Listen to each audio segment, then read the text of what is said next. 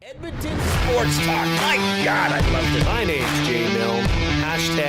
#Blue. Our sports update deliverer, the Coon. I'm Zachary Kubish, and you're up today. You know what, Reid? You might be honest. All right, here's what's going on in the nest.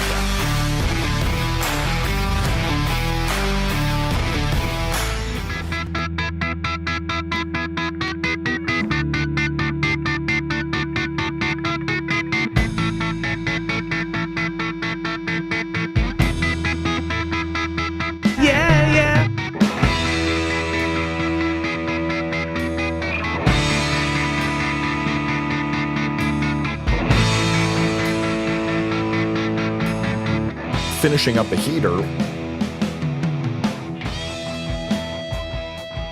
Blankety blank blank. The Edmonton Oilers coming off a shutout win over the Vegas Golden Knights. The Oilers really asserting themselves last night.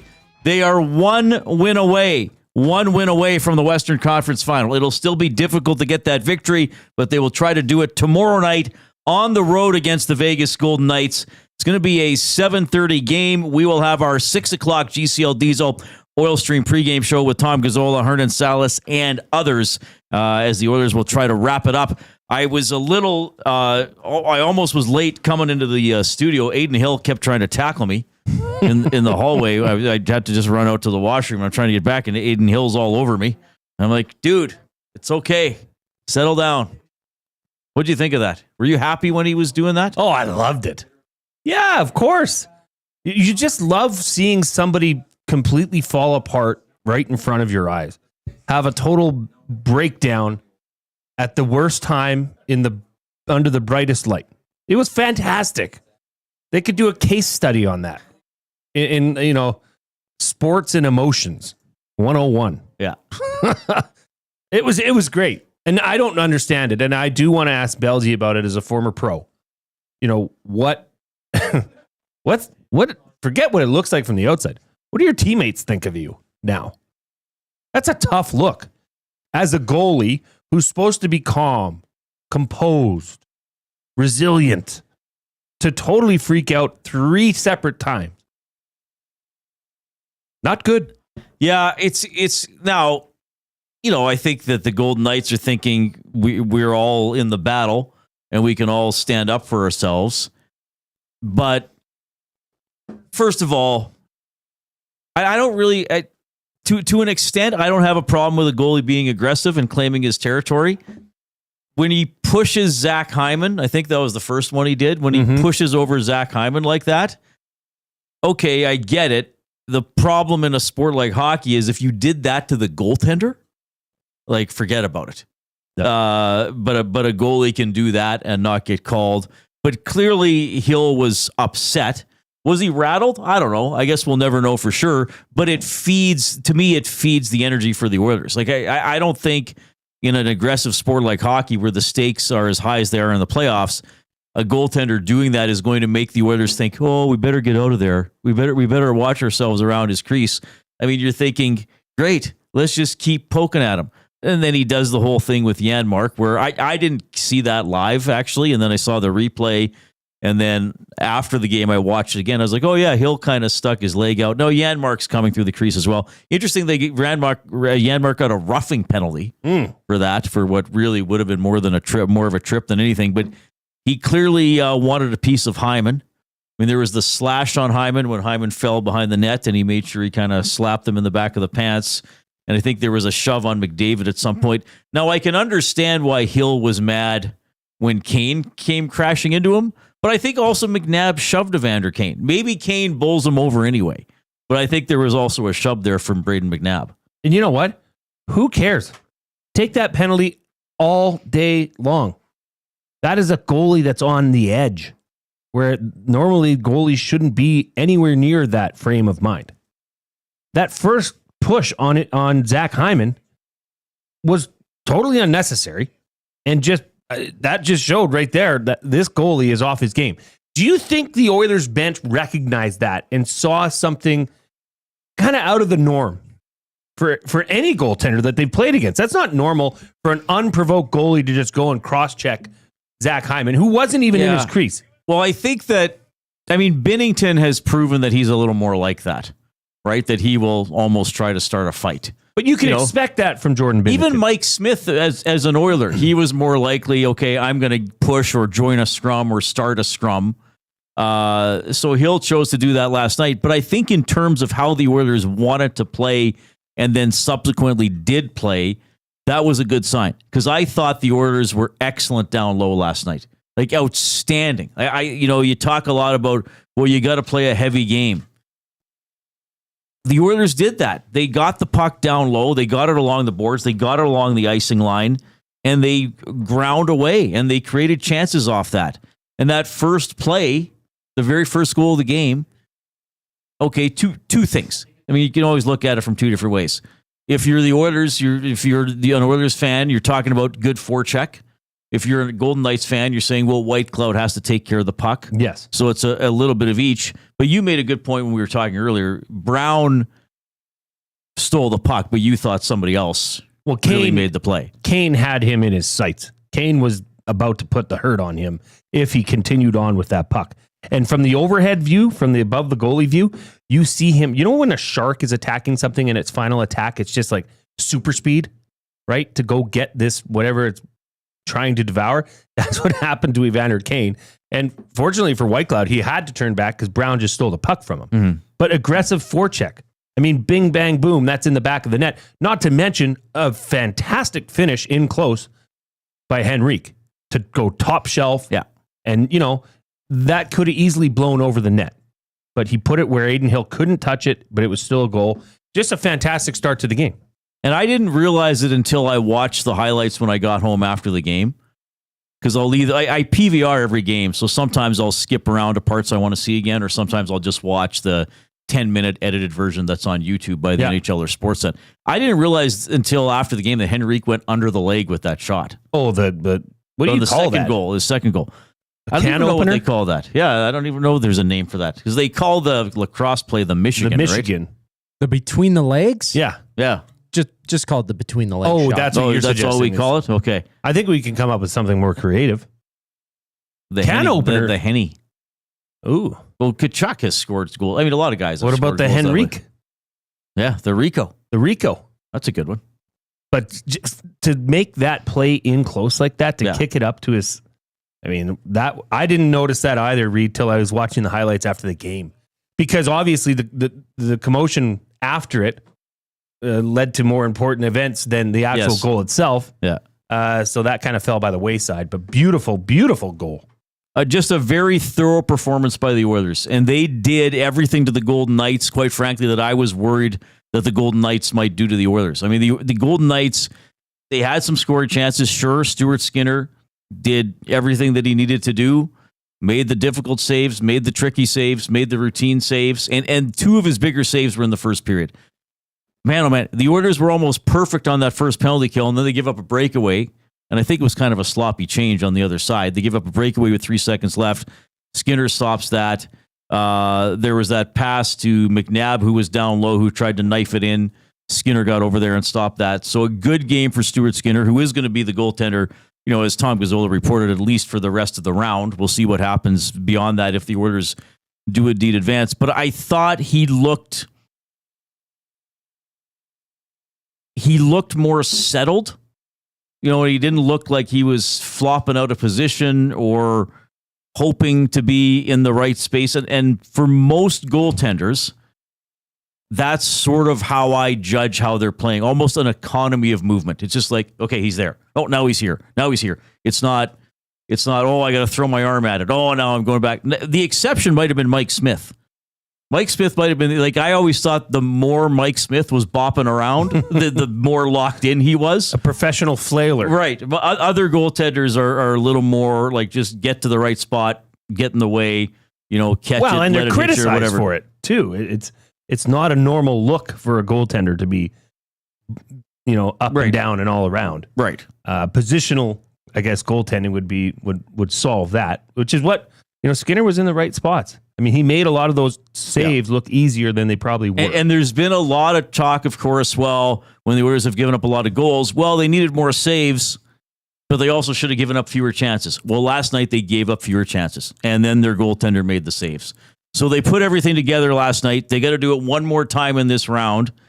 I was in the Hall of Fame room for the Bruce Cassidy postgame news conference last night, and he basically said, we did not start the game on our toes. So they're going to be playing for their season to stay alive tomorrow night. I expect Vegas's best game, but now we've seen twice in this series the Oilers play their best game, and you know what? Basically, after it was 2-0 Vegas in game one, and then most of last night, and in those games, Vegas hasn't really been a threat. Now, because it's one of these things, right, where you say, well, if Edmonton plays their best game and Vegas plays their best game, who wins, right? But night, it rarely happens at the same time. That's right. Because, and here's why. What if Edmonton playing their best game negates the opportunity for Vegas to play their best game? Because they can't start wheeling around. They can't keep the puck, hemmed in the Oilers zone. Right? It's a two-way street. I don't think both of them can play their best game at the same time. Unless you're looking for a 6-5 game. Right.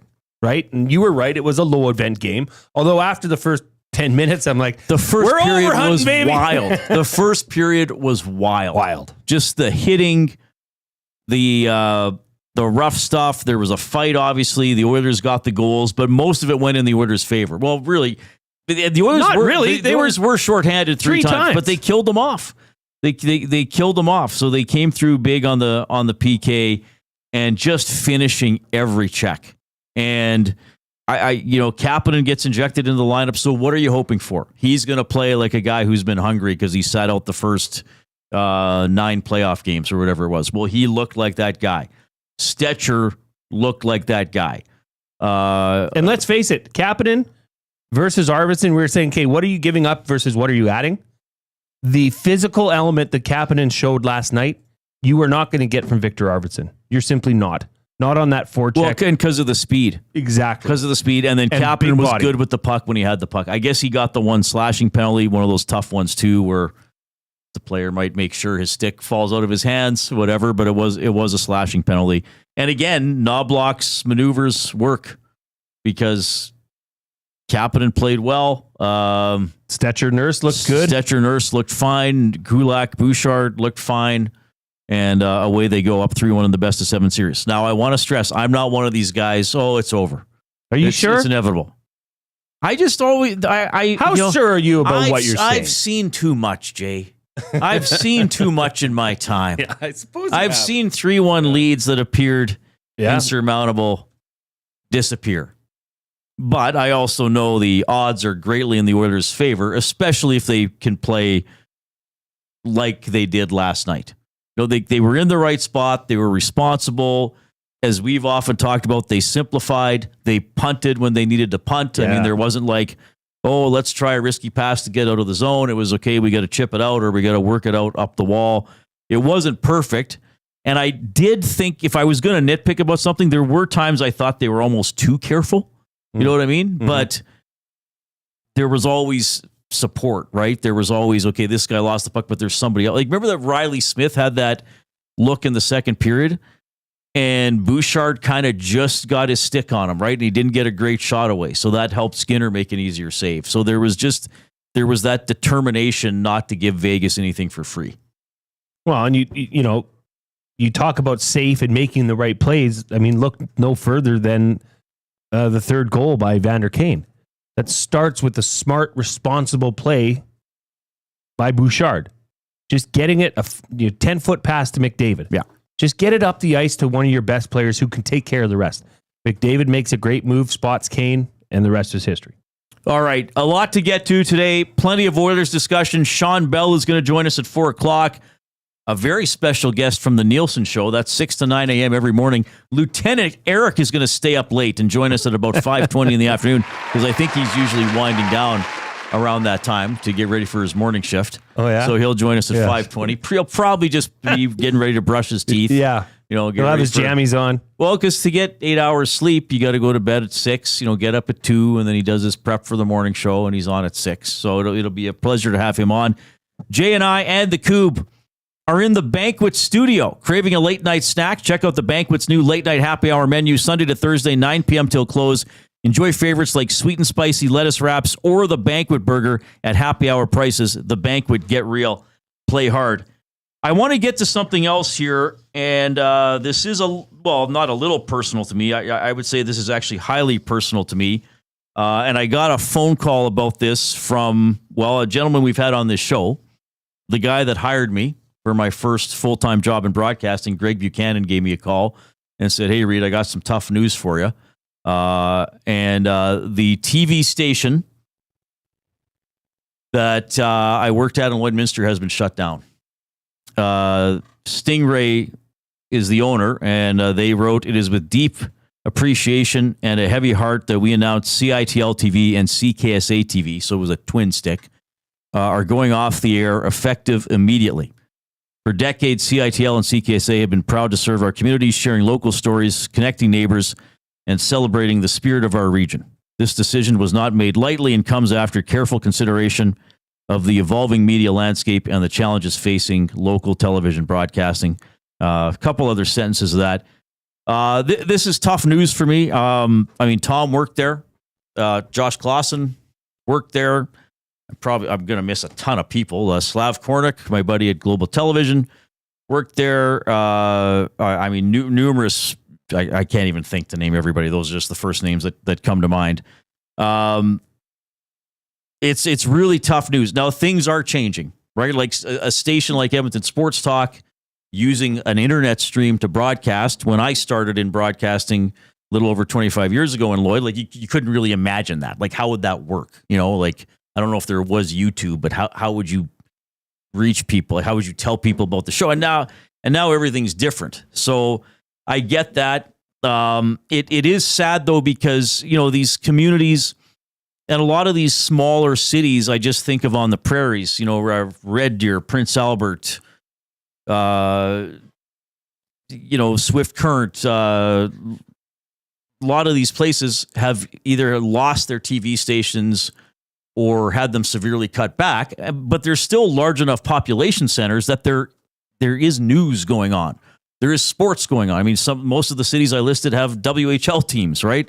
Lloyd had a great, still does have a great sports scene with Lakeland College and AJHL, and it was a big senior hockey market. I covered 2 Allen Cups in Lloyd while I was there, and then also went to the one in Stony Plain in 2007. And I just wonder too, I meet people all the time, and we have a couple of younger people working here. We have practicum students who are either at Edmonton Sports Talk or have come through Edmonton Sports Talk, and it's like, where are they going to get jobs to break in? Now, maybe I'm being naive. Maybe things are changing. Maybe stations like Edmonton Sports Talk will be, because when I was in the industry, there was no hope of your first job being in a major market in Canada. And by those terms, it's Toronto, Vancouver, Montreal, Edmonton, Calgary, Ottawa, Winnipeg, like the larger cities, like the CFL cities. You wouldn't start there unless you got really exceptionally lucky. So you went to the Lloydminsters of the world. And now there's literally no TV station to start at there. Again, maybe I'm being naive. Maybe I'm foolish as to the opportunities that are out there, or not foolish too. Maybe I'm ignorant to some of them. We are one of them at Edmonton Sports Talk for sure. But even so, it's always the preference of an employer to hire somebody with as much experience as possible. So this is a sad day for me to hear this. Definitely. And I appreciate that Greg called me. I know I've been texting with some other people who work there, and we're kind of like, man, that is a bummer. But I remember when I was finishing NAIT in 1999, one of my profs and I were talking, and I was one of the older students in the class. Sometimes the profs talk to you a little, because I was like 24, 25 already, old. But I wasn't fresh out of high school. And he was like, me and the other profs sit around and we're like, where are you guys going to get jobs? Well, there were many more stations than there were now. So anyway, just a little personal thing I wanted to share. It's tough to see that station go. Yeah, that's very well said, Reid. Now, that being said, is this just a money thing? That they can't financially support the staff that is there. Like I see this happen more and more and more. You know, AM radio stations going down, television stations in small communities going, or, you know, Yeah. Is it just about money? I think that's a large part of it. And I don't know all the ins and outs of that because I'm not a business person. But yeah, and you know, now, I mean, this isn't 40 years ago where you got 4 stations. You know, you have other options. If you live in Lloyd and you want to get the Spokane news for whatever reason, you can get it. You know, so it is tough. I don't know what the situation was in terms of how this station was being managed or whatever, so I can't really comment on that. But it's really sad to see it go. Yeah, that sucks. But Jay and I are going to make the most of it. Do you want a hug? Not right now. Okay. I appreciate you asking, though. Yeah, it was recommended. Our off-topic topic for William Huff since 1952. William Huff has provided industry-leading advertising solutions for thousands of valued clients. Their unparalleled customer service combined with decades of industry expertise and a desire to make every job the very best it can be is what they call the William Huff Advantage. Visit their website at williamhuff.com or give them a shout at 780-454-4536. We want to know, what local program do you miss the most? So we're talking like a locally produced television or radio show. Like it was made in Edmonton, or maybe you lived in Medicine Hat and this show was only on in Medicine Hat and it would only make sense to people who lived in or within an hour of Medicine Hat. You know, something unique like that. It was a station that you watched that was like your thing, made by people who lived in your community. What show do you miss the most when you hear that? I love it. I love this topic. And, you know, it's kind of making light of this and saying, okay, look, this happened in your life story. You know, you worked there. That was a former employer of yours. But now is the time you can look back and say, well, you know what? Now that we're reminiscing about these old stations, let's just dig into this. When you first said this to me, there was only one show that came to mind. This is almost as clear as Caillou being the most annoying. That was a big winner. That was a big winner. But for me, it's Sports Night. It's 100% Sports Night, and it's not even close. Perry Stokowski, Darren DeChishin. I mean, those guys. I mean, Dutchie went on to greater like a things. 35 minute. It was 11:30. Yeah, wasn't it Friday nights? I think it was every night. Was it every night, or maybe I was only allowed to watch on Friday nights? Maybe it started on Fridays, but it was like maybe I was only allowed to watch it on Friday nights. But like we would tape it. You'd put the VCR, and I was saying to you, like that was can't miss on the show before New Year's. They would do a show of all the highlights of the year. That was tape worthy. And I mean, it wasn't easy to tape back, you know, with the VCR, and you got to press the timing, you know, you got to get it right. Sports Night was a child's dream. Yeah. And I mean, and it was all local stuff. It was all local stuff. But you'd get it, like what I remember though, and I was lucky enough when I did my you'd practicum. still get the Detroit Hartford game. Exactly. Right? So that, and then when I was on, when I did my practicum at Global Saskatoon in the summer of '99, that's where I met On Right. I worked with Derek Bidwell, RJ Broadhead. That was a sports farmer. Josh was there doing weather. Like the show was half an hour. So yeah, your first couple stories was here's what happened with the Riders. Here's, you know, whatever happened with the Hilltops or the Saskatchewan Huskies. Yeah, so I guess I wasn't there much for the university season. But then, yeah, I think it was on at 11. And then, yeah, by 11:20, if you wanted to see that home run from the Pirates Phillies baseball game, you would get it. But that was, you know, through the era where maybe not every household had TSN. That's right. Certainly in rural areas, maybe even in the late 90s, you wouldn't have TSN or Sportsnet. So you still went to your local station for the whole world of sports. But then as that evolved over the years, you know, Wick or Global, who was ever owned it over the years, would say, well, why do we need a half-hour show beyond a couple Oilers stories? And now, unfortunately, for some of those stations, it's even become, well, we're just not even going to do that. It's all going to be off, and we're not even going to try to compete with the national sports networks. Yeah, which is too bad. I mean, even in the morning, I get to see your former colleague, Brendan Escott, on Global. Right. Because that's the morning show I watch, because I want to know what's happening. I want to know the weather in Edmonton, and I want to know the traffic. I can't find that on a national network. And then, you know, thankfully, still, they have that connection with Escott. He'll talk about the Oilers. He'll talk about the Elks. But it's 5 minutes. Yeah. You know? Well, I did that for years. Yeah. Oh, I know you did. That's where I fell in love with you. Oh, thanks, buddy. Those eyes I didn't know you were watching me. every morning. Yearning and longing.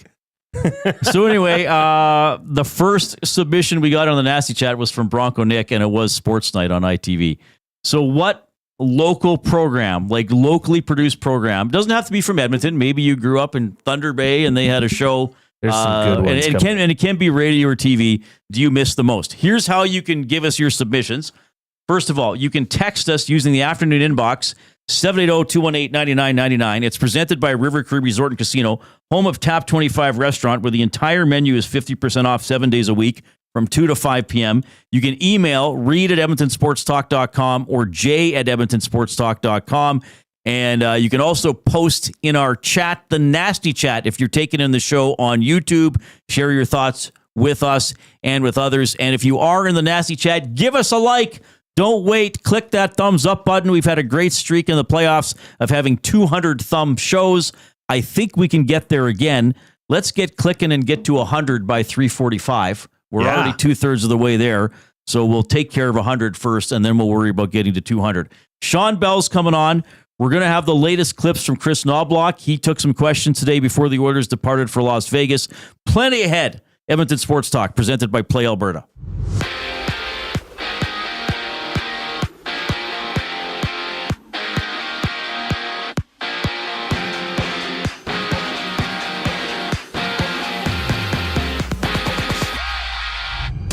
Just one game on tap in the NHL playoffs. Dallas leads 2-1 as they host Winnipeg in Game 4. Miro Heiskanen has been activated off the injured reserve for the Stars after he missed the last 3.5 months when recovering from a knee surgery. Back in Edmonton, 2024 West Division All-CFL lineman Mark Corte has signed an extension with the Elks, keeping the Spruce Grove native with the green and gold through the 2027 season. And for the Celtics, Jason Tatum has undergone successful surgery to his ruptured Achilles tendon. He suffered that injury in Boston's Game 4 loss to the Knicks yesterday. Boston hopes to stay alive in Game 5 tomorrow.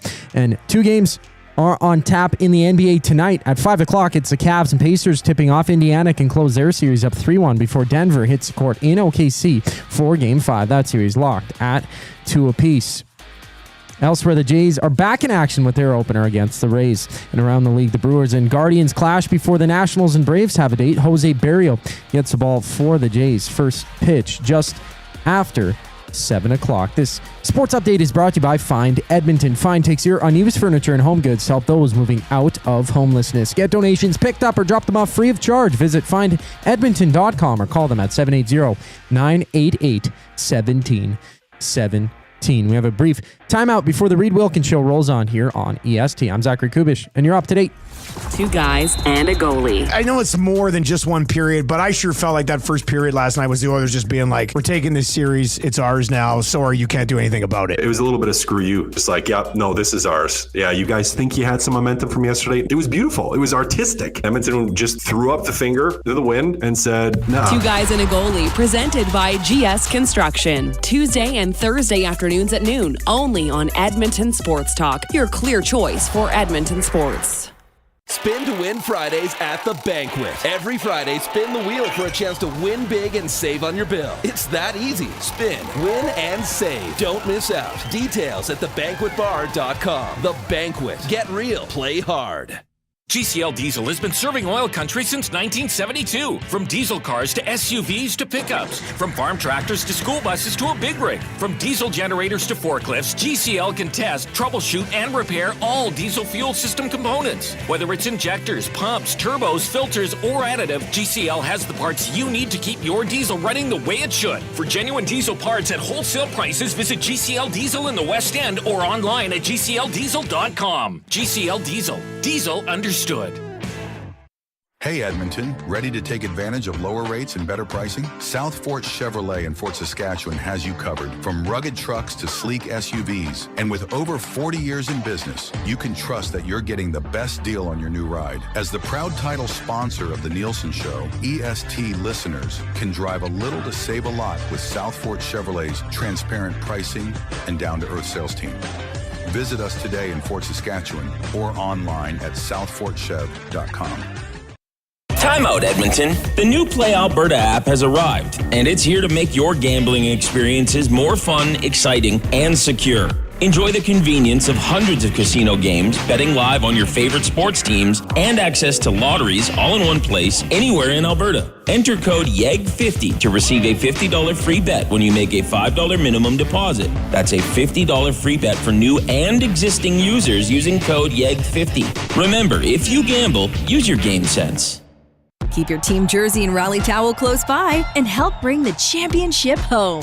For all your other treasures, store them with Sentinel Storage. Store Canadian. Try 4 weeks free at sentinelstorage.ca. Proud partner of the Edmonton Oilers.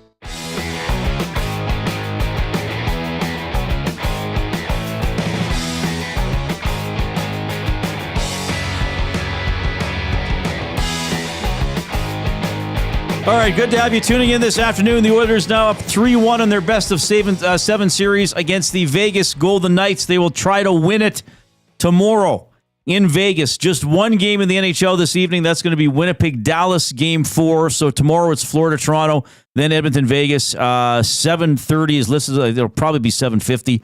I'll check that tomorrow. Well, where's Tom tomorrow again? White Ave? Hudson's on White Ave. Hudson's on White Ave. Tom Gazzola for the GCL Diesel Oil Stream pre- and post-game shows. Man, oh man, if they could finish it in 5, like think of the break you get. Why can't they? You hope Winnipeg and Dallas beat each other up for another few games.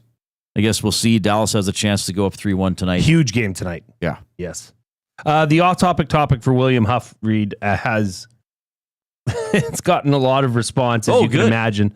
What local programming, TV or radio, do you miss the most? And in the break, Koob was saying, and I mean, this is the reality. This is the truth. That what you missed, Koob, was TSN 1260. Yeah. Like the original Nielsen show. I didn't really listen to Will Frazier or whatever like that, but I always listen to the boys every single day when they're on 1260, and I get to work with them now. And now he yells at you every day. Yeah. What a world to be in. I know. Fantastic. Pinch me. Reid, this one came in from, where was it? Oh, shoot. I just had it. Poop Stains says, Reid, whoa, was Ernie Ford still around CKSA when you were in Lloyd? No. Okay. Who's Ernie Ford? He Just was like a legendary broadcaster there. Yeah. Okay. No, he was there before me. There's a lot of SCTV coming in, which I can't blame. I mean, that's fantastic. I don't know if that exactly. Well, it was filmed right here in Edmonton. Yeah. It's filmed at ITV Studios on True. Allard Way. But it was a national show. True. But it was neat that we had that tie to it. Yeah. Lish McNish says Prairie Farm Report. Gosh, I loved a good Prairie Farm Report. Yeah. Scott on a hotel balcony in Beaumont. He's still out there. Walk with Yan? Walk with Yan. Yes, I remember Walk with Yan. That's amazing. This one comes in from an unnamed texture. I was unbelievably upset when 1260 shut down, but it allowed EST to blossom, and I believe it to be a better program than 1260 could ever be. Well, thank you. Another SCTV. What's Popcorn Playhouse? I don't know. This is going back a few years, but Popcorn Playhouse was on every afternoon on CFRN. It was a live show for kids. That comes in from Nature Boy. Sports Night Monday, the CFL Roundup with Halsey and Dutchie. Oh, right, yeah. From Steak Bite Trevor. I remember, Mike Sobel, Disney Afternoons and Video Shows, SCTV 2. That's from Nasty 95. I remember there used to be a show, I think it was on CTV. It might have been on Fridays, because I think maybe Friday or Saturday I'd stay up late as a kid, and maybe I was getting into SNL or something.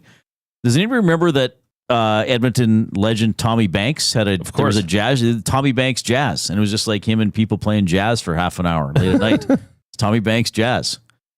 Like stuff like that wouldn't exist anymore. There's Tommy Banks Way in Edmonton, right? Yeah, over by I think the Yardbird Suite, where I believe they have jazz. I should go see some live jazz. I like jazz. Yeah? You like the Yaz flute? Sure. Oh. I remember there was a show, Tommy Banks Jazz. Really? But yeah, lots of SCTV, lots of Sports Night on ITV. What was yours? I didn't even ask you. I don't know. Oh, and John Short. That's true. Like John Short, that was. But I think that's more.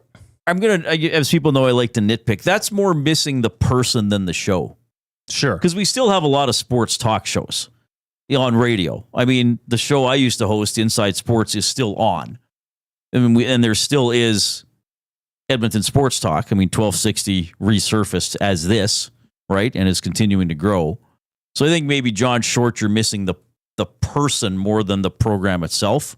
I think we're more talking about programs that have disappeared that just wouldn't be made anymore. Well, they wouldn't be relevant really anymore. David Harmon in the Nasty Chat says it sucks Lloyd is closing. As a young coach with so much fun to work with yourself, Kevin Jesus, Slav, and many more upcoming media talent. Oh, wow. But I think that's a point that you brought up that would not come to mind for most people is now the students that are at Nate currently, that's where they would go. Right. Like for me, you would branch out. We're like, I got the experience of doing post-game interviews, of having to go cover practice, of having to come up with story ideas. And it was like, you're doing it, right? If you start in a larger market, you're maybe more watching other people do it. Not necessarily jumping in and doing it yourself, Well, and nowadays you just need yourself and a phone. No, but you're right, and you can do it. Yeah, and I still think the best people will wind up making a career out of it. And maybe other people won't. But yeah, the way video is and audio is presented is totally different as well, which I guess is why stations like these aren't surviving. But I don't know if somebody's going to jump in and do stories on the Lloyd Comp Barons and Holy Rosary Raiders football team. I think there would still be a desire in that community to know what's going on. Who's going to tell those stories? Maybe who's going to show those highlights? I don't know. You should start a podcast. Maybe. What would you call it? Read. Well, I think I'm pretty good here. Pretty busy. Yeah, but if you want to, thanks for thinking of me. Reid could check in on the Barons. Reid takes on Lloyd. Reid, border squatter. Well, that would be one name, certainly. Yeah, it's sad to see that station go, but cool. We're getting some memories from people along the way. Keep hitting that thumbs up on YouTube. We're only a dozen away from already getting to 100. We want to get there by 3:45. That'd be pretty cool to get to 100 before the show is even an hour old. Shawn Belle is going to join us at 4 o'clock. We have Jay's Play of the Day coming up. Plenty more on the Oilers' win over Vegas last night and a look ahead to tomorrow's Game 5. Here comes the Coop.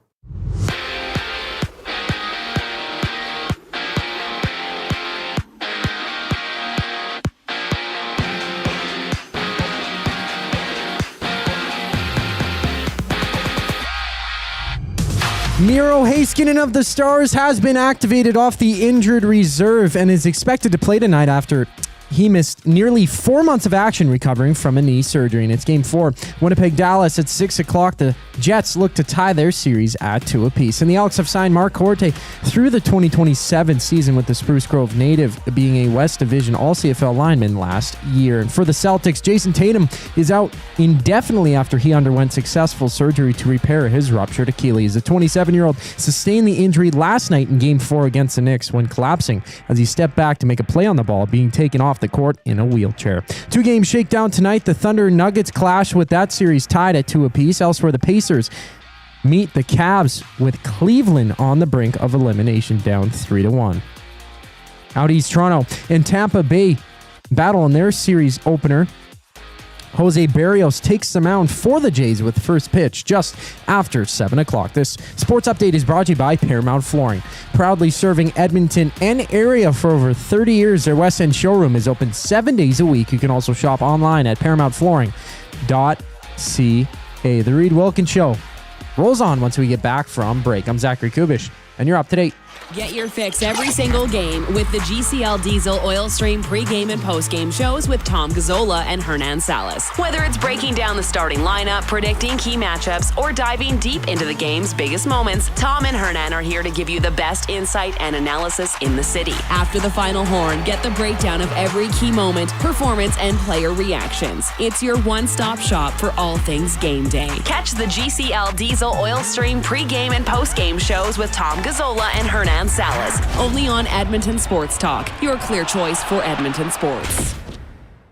Gallo LLP is an Alberta-based accounting firm with expert chartered professional accountants in both our Edmonton and Sherwood Park accounting firms. Our experienced and innovative accountants provide financial advice that saves our clients money. Simply put, we help our clients protect their assets and grow their businesses. At Gallo LLP, they go beyond the numbers to ensure the continued success of your business. Reach out to Preet or John to discuss how they can help your business grow. Visit gallollp.ca today and see how they can help you take your business to the next level.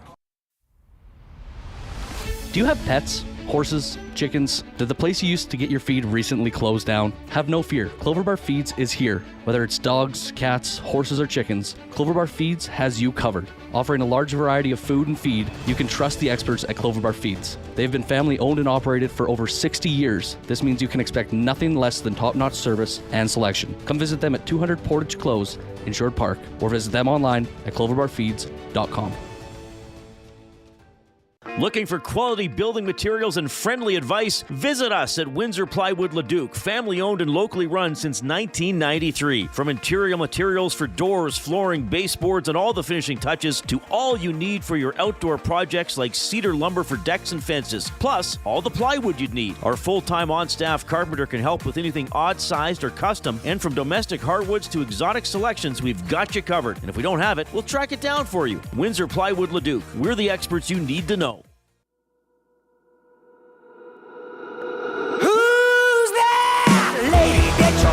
Tell her that she better quit with those eyes and those lips, with the tipping of her hips, flipping back and forth her hair with that animal stare. If you want to Whale and the Wolf, classic, love them. Reid Wilkins Show with Jason Milne on Edmonton Sports Talk. Your clear choice for Edmonton sports, and of course, the headliners in Edmonton sports. The Edmonton Oilers going into Vegas tomorrow. So what, Heiskanen going to play tonight for Dallas? That's big for them as they're trying to go up 3-1 on the Jets. So is in all four series, is the lower seeded team either ahead or tied? Yes, they would be. Because Dallas finished behind Winnipeg. They're up 2-1. Florida and Toronto are 2-2. Edmonton finished behind Vegas. They're up 3-1. And Carolina up 3-1 on the Washington Capitals. They're going to try to win that series in a couple of days. Coob called it. Did Coob pick? Coob was hot for and high on Carolina. Oh, I didn't know that. Yep. Well, he's rocking you like a hurricane, I guess. 780-218-9999 is the River Cree Resort and Casino inbox. Shawn Belle coming up at the top of the hour. We'll also have the Oil Understood for GCL Diesel, with clips from Chris Knobloch as we move along. It is time to get to, well, still a relatively new segment, less than 2 weeks old. It is Jay's Play of the Day, featuring Jay Milne and presented by Play Alberta. Why limit your choices when you can have it all? Play Alberta is your go-to app for casino games, sports betting, and lottery, all in one place. With easy access to real money games, you can enjoy everything Alberta has to offer right at your fingertips. Download Play Alberta now and start playing today. All right, we got to turn this ship around. As it goes, I'm down 1.5 betting units. We did hit a big one last week. Got us into the plus. Going to turn this ship around, Reid, and we're going to go to the NBA, the National Basketball Association. That's where we're going. Call it. So if you go to playalberta.ca, you click on EST specials, you will see Jay's Play of the Day. And this has been boosted, okay? Ooh. The Indiana Pacers are up 3-1 in this series. Every game they have been the underdog. Really? Yet they're up 3-1 in the series. Okay. Donovan Mitchell, Cleveland's star player, is hobbled. He's a game-time decision. I'm most certain he will play, but how effective will he be with an ankle injury? You look at Indiana's team. I mean, the depth they have. Pascal Siakam's leading the team in average points in the playoffs at 18.6. But then you have Tyrese Halliburton, who's probably their star, is at 16 points. They have depth scoring. They're doing it from all angles. Once again, they are the underdog. So they are a 7.5 point dog. So I am taking the Pacers plus 7.5. So for those of you that are new to this, when there's a plus, that means Indiana can win 107-100, and this bet still cashes. Where Indiana can lose. Sorry, Indiana can lose. Well, if they won, yeah, you'd. Well, they won, and Reid. So it's like they might win. It's like they're starting with a 7.5 point lead for That's betting right. purposes, right? That's correct. Say a 7 point lead, right? To be specific. Oh, I guess, yeah. Right. I think they might even win. The money line on this, if you really wanted to get into it, is plus 230. But my play of the day, it was minus 111. The good folks over at Play Alberta have boosted that to plus 105. So you're at even money plus. That's Jay's play of the day. Indiana Pacers plus 7.5. And if you haven't yet, deposit 20 or more for a $100 free bet on sports. This is usable for new and existing players using the promo code 100sports. Or enter code YEG50 to receive a $50 free bet when you make a $5 minimum deposit. That's a $50 free bet for new and existing users using code YEG50. That's at playalberta.ca. All right. Jay's play of the day for Play Alberta. I may have just placed a little bit on it myself, having faith in you. You know, I like this one. This is a good one. And they, like I said, they may just outright win this game. I just realized, excellent play of the day. Thank you, Jay. Thank you. I forgot to do something. What? And there are probably people who are upset at me. Oh. Click, click, click. Must you click? Please, please click. Must you click? You must click. Thumb, thumb, thumb. I forgot to play the song. Yeah, well, you know what? It's just such a passion-filled first hour here that, you know, things get forgotten. It's okay. But you got it in. I got it in. So we're actually 2 thumbs away from 100. Let's soar past 100 in the first hour of the show, and then we'll keep building toward another 200 thumb playoff show. You'd seen it already, and I watched it this morning. Did you? People tell us if you watch this. Did you see the little 10-minute video on Oilers equipment manager Brad Harrison?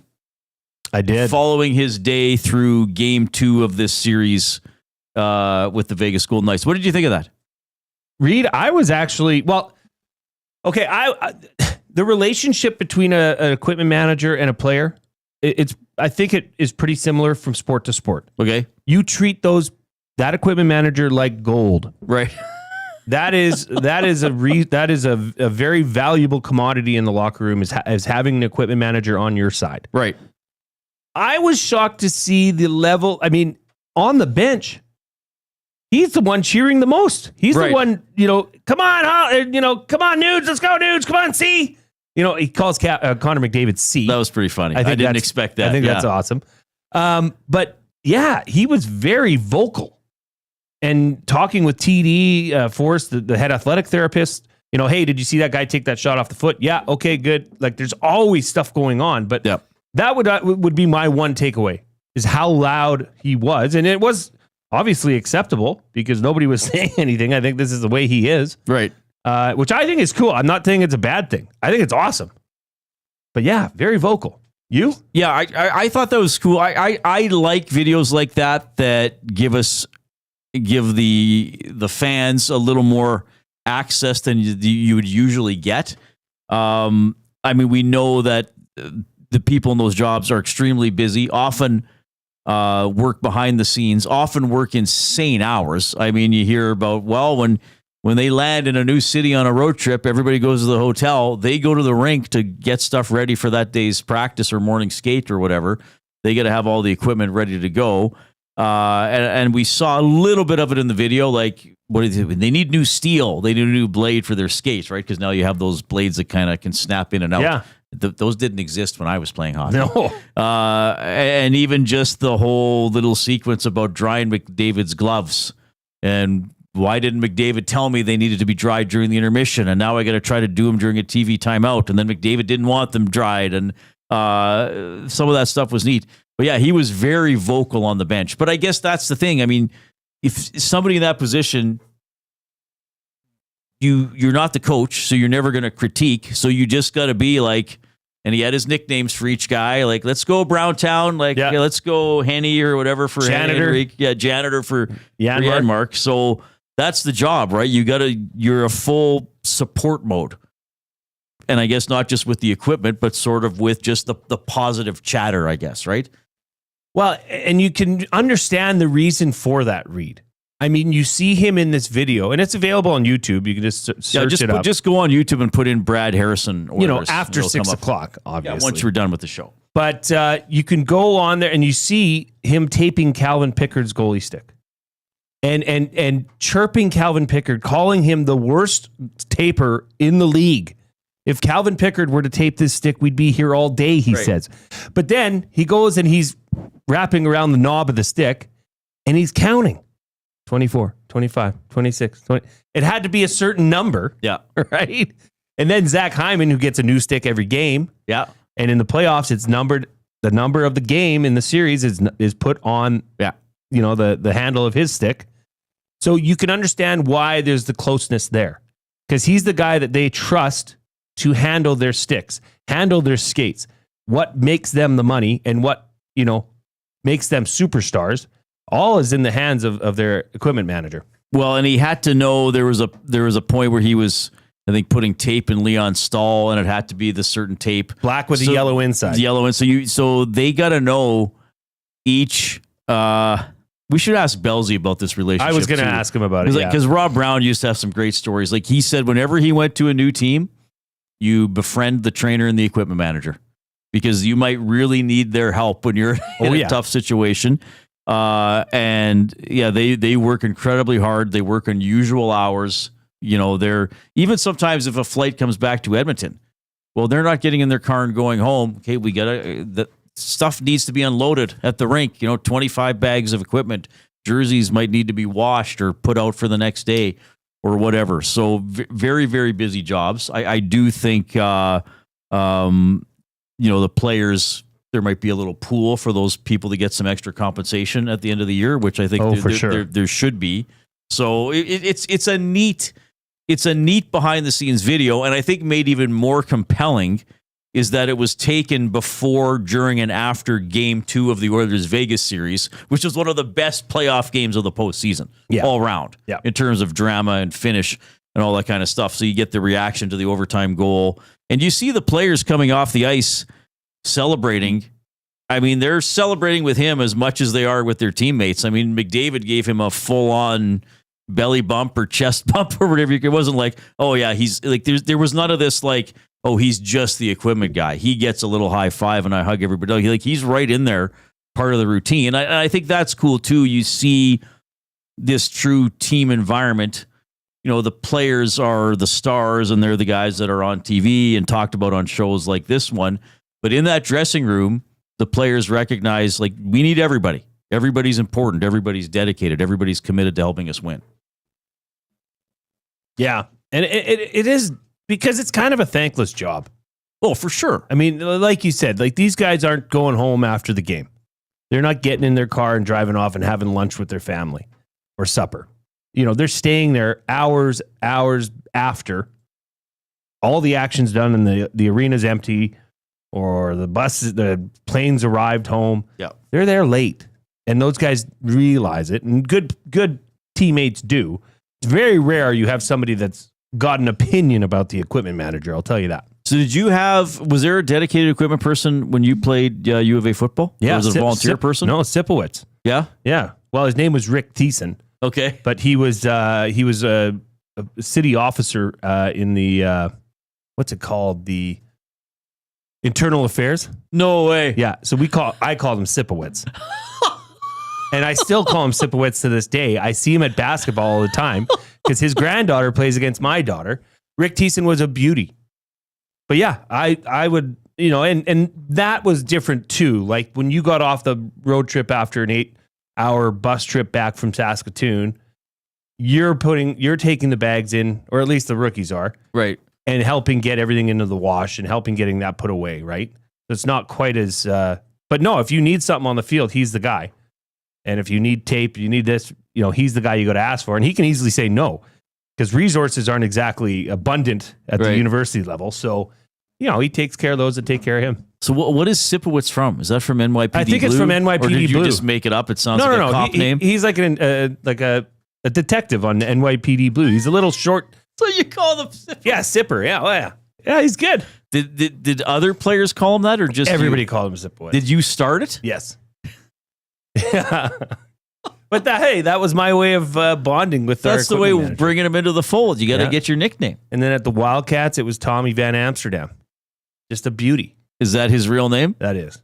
Oh, his name's actually Van Amsterdam? Yeah, but what was his nickname? Ammy? No, Tommy. No, just Tommy. Just Tommy. Okay. I mean, some nicknames you don't need to go much further than the name. I love that you call them Sipowicz.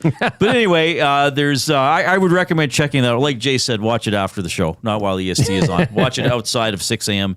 to 6 p.m. when we have all that great stuff. But it was a really good behind-the-scenes stuff. And a lot of times leagues get criticized. Well, they never show us any personality. I mean, it's about Brad, but you do see some of the players. You kind of see some stuff from Leon, too, right? That, Leon has this kind of grumpy persona, and you sort of see that in the video, but the humorous side, because I think there's one time where there's a smirk. Leon is ignoring him on purpose to make a point of ignoring him, and then you see kind of Leon like smiling, probably for the video. Oh, yeah, I actually like you, but then going out onto the ice for overtime, what's Leon doing with his stick? Yeah, he was rubbing it on his bald head. Yeah. so it worked to that game. There's a relationship which is pretty cool. Okay, we're coming up to the 4:00 break. Shawn Belle is going to check in for some thoughts on your relationship with your equipment manager. And, of course, the Oilers' big victory last night. Keep clicking that thumbs up button, giving us a like if you're taking us in on YouTube. We have soared past 100, so let's work to our goal of 2. If we get to 155, double word of the day later on, which we should get to, but we want to get to 200 because that's become a good goal in the playoffs. If you're taking us in on iHeartRadio or TuneIn Radio, those streaming apps, thanks for finding us there. Remember to recommend us to other people. Let us know, let them know where they can find Edmonton Sports Talk. And remember to subscribe to our podcasts for each individual show, Nielsen Show, Reid Wilkins Show, EST Afternoons, The Lock Shop, Two Guys and a Goalie, The Oil Stream, The Hangout, and then you're never going to miss a thing here on our great station. Somebody did ask earlier in the River Cree inbox, said, well, afternoon, good show. So who locally covers Bears, Pandas, Oil Kings, Riverhawks, Elks, Stingers? CFL doesn't exist in print, etc. I simply responded, we do. Well, we do. We do. Yeah. We have an Elks Green and Gold kickoff show and postgame show. Obviously, we have the Oilers covered. The Stingers are broadcast on Edmonton Sports Talk. Yes. The Riverhawks away games are broadcast on Edmonton Sports Talk. Or at least I think they are, or they're going to be. I'm not 100% sure, but we do. Yep. That's who does that. We have Golden Bears and Pandas print athletes is different. I don't know if the Elks have a beat reporter for one of the papers, which now are owned by the same company anyway. I will give credit to my buddy Slav, as much as it pains me to do it. He makes an effort with Global, but again, he has limited time, and he's the only sports person there, so it's a lot of Oilers right now. But I think Slav is definitely a guy that will try to pitch other stories. Certainly Quinn did when she was there at Global, but that person makes a good point. Even the CFL team, suffers from some of the cuts that are going on. But we cover the Elks a lot. Mark Cordy was on Hernan's show, Hernan and Gager, this afternoon, and we'll talk more about them once they start. I'll be at training camp on Thursday morning. So, yeah. Oh, you're going to go Thursday? Yeah. Sweet. Tomorrow's a shortened day, so I think there's just like a kind of a rest day. Yeah. Well, we got a lot of football practice to talk about later on. Yeah. Reid's going to blow your minds. All right. Shawn Belle coming up after the break. The Lock Shop. In the second period, he goes over to me, leans over to me, goes, "Hey, Daddy, I think you still need that Draisaitl goal in the second McDavid assist for the parlay." I was like, "Yes, I do, Marshall. Yes, I do. Yes, yeah." I don't know if it's possible to love him even more, but man, he was awesome there last night. And just, it was a great vibe in the building. And the Golden Knights are in trouble. I don't see this Oilers team losing 3 in a row here, Huss. I just don't see The it. Lock Shop, weekday mornings at 11, only on Edmonton Sports Talk, your clear choice for Edmonton sports. Your home for great performances is the River Cree Resort and Casino. My mother used to let us not lock the doors. She's like, if you're locking the doors inside of the house, it means you're doing something you shouldn't be doing. Yeah, That's why we lock the doors. Host of the Bad Friends and Whiskey Ginger podcast, don't miss Andrew Santino, Freeze Peach, live at the River Cree May 22nd. Michael, what are you doing? We have locks on the outside of the house to keep criminals from coming inside. There's no criminals inside of this house. Yes, there are, Karen. Get your tickets at rivercreeresort.com. Excitement, bet on it. You've heard the name, but what does it mean? For over 66 years, William Huff Advertising has supplied signage from screen printing to digital to LED with design, production, and install in-house. It's a one-stop shop for all your signage needs. Edmonton owned and operated, William Huff has been trusted by the biggest companies and teams in the City of Champions and many others across the country to do the job. If you're looking for a way to get the word out about your company or event, they are the answer. Go to www.williamhuff.com. Their results speak for themselves. Play more tables and games. Play more tables and games. Make the most of your bad game. Oh, you want to, you need to, you know just what you've got to do. It's time to add some fun to your life. Make the most of your bad game. Play more tables and games. Playmoregames.ca.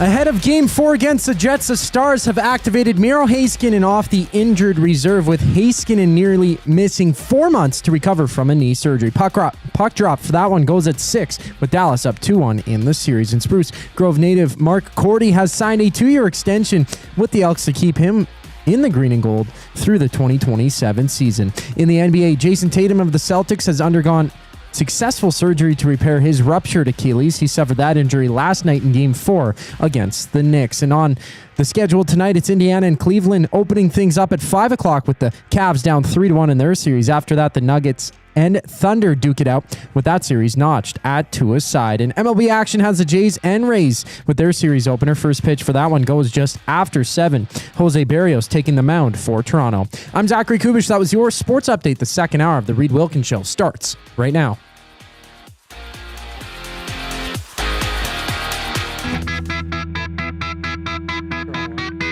Must you click?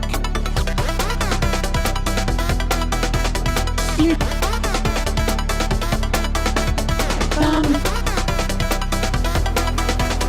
Must you click? All right, the Thumb Click Remix is put together by Zachary Kubish, inspiring you to click the little thumbs up, the like button on YouTube. We appreciate you coming along for the ride with us. Reid Wilkins with Jay Milne on Edmonton Sports Talk, presented by Play Alberta. Oh, my goodness. What a game last night. Oilers winning it 3-0. And to discuss that, and who knows what else, our colleague here at Edmonton Sports Talk, you get him on Hello Hockey every Saturday at 10 a.m. with Tom Gazzola. Shawn Belle is checking in. Bellsy, it's Reid and Jay. How are you doing? I'm good, boys. How are you guys doing? We are doing very well. Good to have you. Before we talk about last night's game, and there's a lot to talk about, Jay and I were talking about the video that the NHL made focused on sort of a day in the life of Brad Harrison, the Oilers equipment manager. We'll kind of just throw it to you here and you can take it over. Like, what did you think of that video? And I don't know if there's a specific equipment manager story you have, or you just want to talk about the important relationship that exists between players and the equipment guys. Well, I mean, I got to watch it. I thought it perfectly captured what they do. That's like probably one of the most thankless jobs you possibly could have. And it's one of the hardest jobs that you could have. Actually, do you remember that show Dirty Jobs? Yeah, with Mike Rowe. Did they not do that on one episode where they actually followed a guy around and the guy was just like, I wouldn't be like touching people's jocks and stuff like that. Like behind the scenes, what they do is absolutely insane because, for example, like they fly to Vegas. Well, they've got another cube van that they'll jump into a cube van. They'll load all the bags into that particular cube van. They will zip off to the arena and then they will unpack everybody's bags. The rest of the players, the rest of the staff, well, they get on to another bus and then they zip over to the hotel and their day's done. But like the trainers, like it's such a thankless job and they mean so much to the players. Like you have to have a good relationship with them. The worst thing you could do would be a blank to them because it doesn't really help you or it doesn't help them.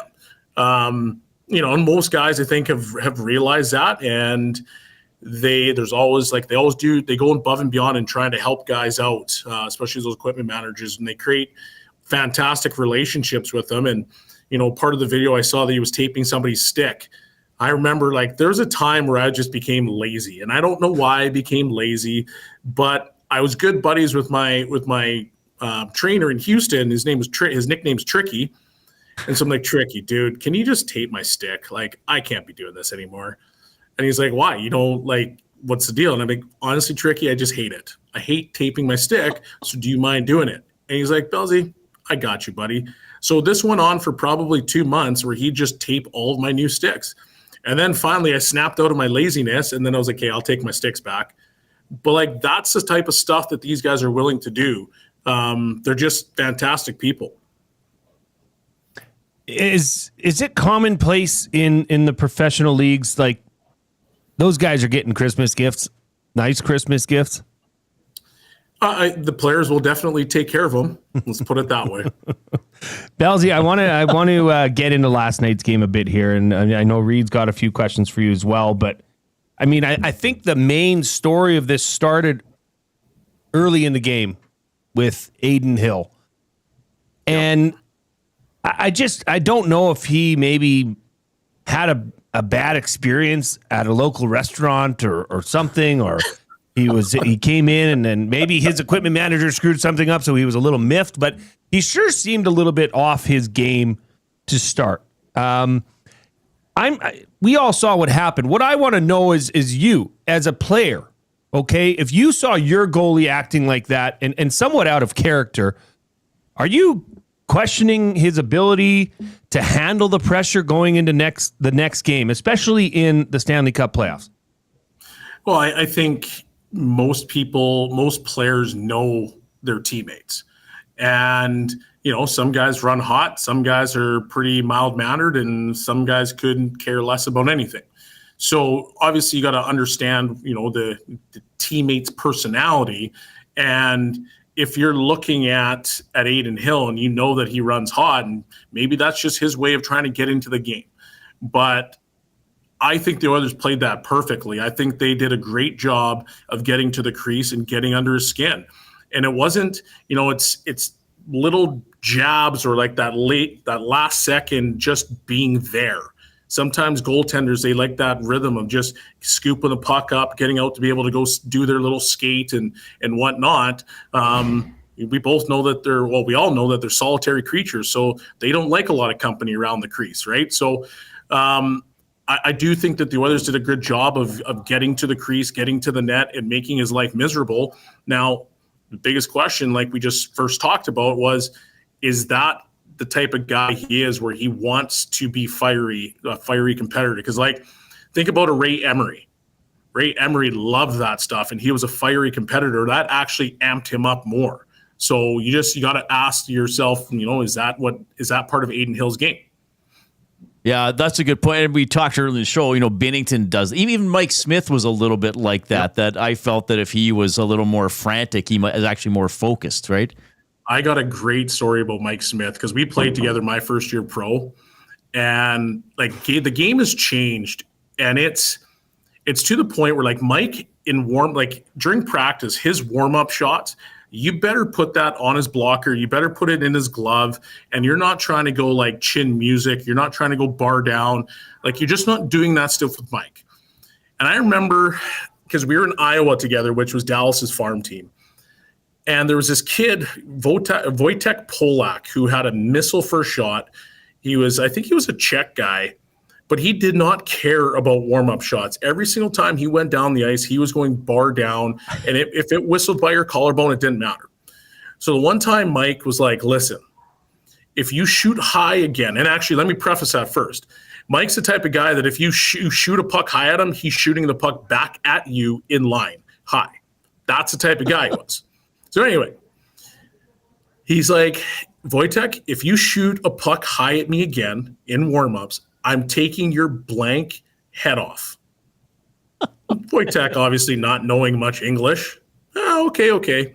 So he comes down, and I was there because I was standing right in the net. I was a shot right before him. And Wojtek comes down on he's a lefty, and he comes down on the right-hand side of the ice. And he rips one short side, and it hits him in this area. Mike gets up, takes the end of his stick, and swings this thing over the top of the net because Wojtek was like going behind the net. And Wojtek had to duck, and it just went right over the top of his head. If he was like this, if he had his head up, he was hitting him clean in the lips, and then there'd be so many other problems.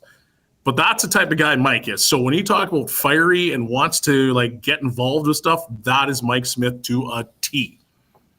Yeah, he was entertaining to watch. And I wonder, we should try to get Mike Smith on the show because he's an interesting interview I found too. He tried to be pretty honest, but I noticed that at practice sometimes. And the funny thing about Mike Smith was, I know we're getting off topic a little bit here, Belsey, but you know what the show is like. When they would do a shootout drill, because sometimes the Oilers and a lot of teams, they'll end practice with a shootout drill.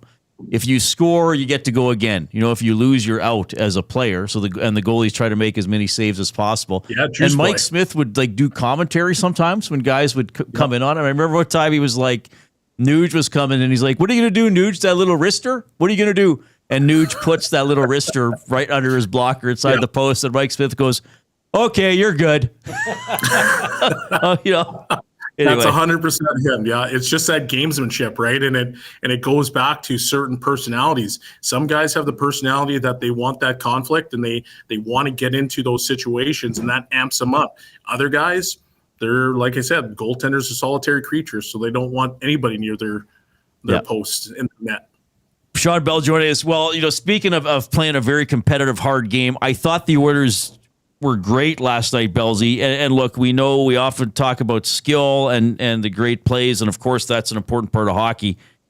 But as that game wore on, I just thought to myself, the closer the puck is to the boards, the better the Oilers are tonight. I just thought their board battle and their willingness to muck it up, I thought it was outstanding last night.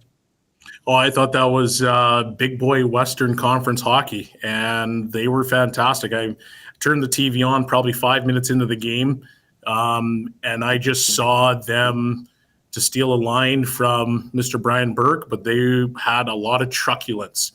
They were running guys. Like, I think Kapanen in one shift had like 3 massive hits, and it was just a fantastic game. And that's, when you look at this Oiler team and you rewind back to last playoffs, they played like that. They played heavy. They made it hard for you to gain anything.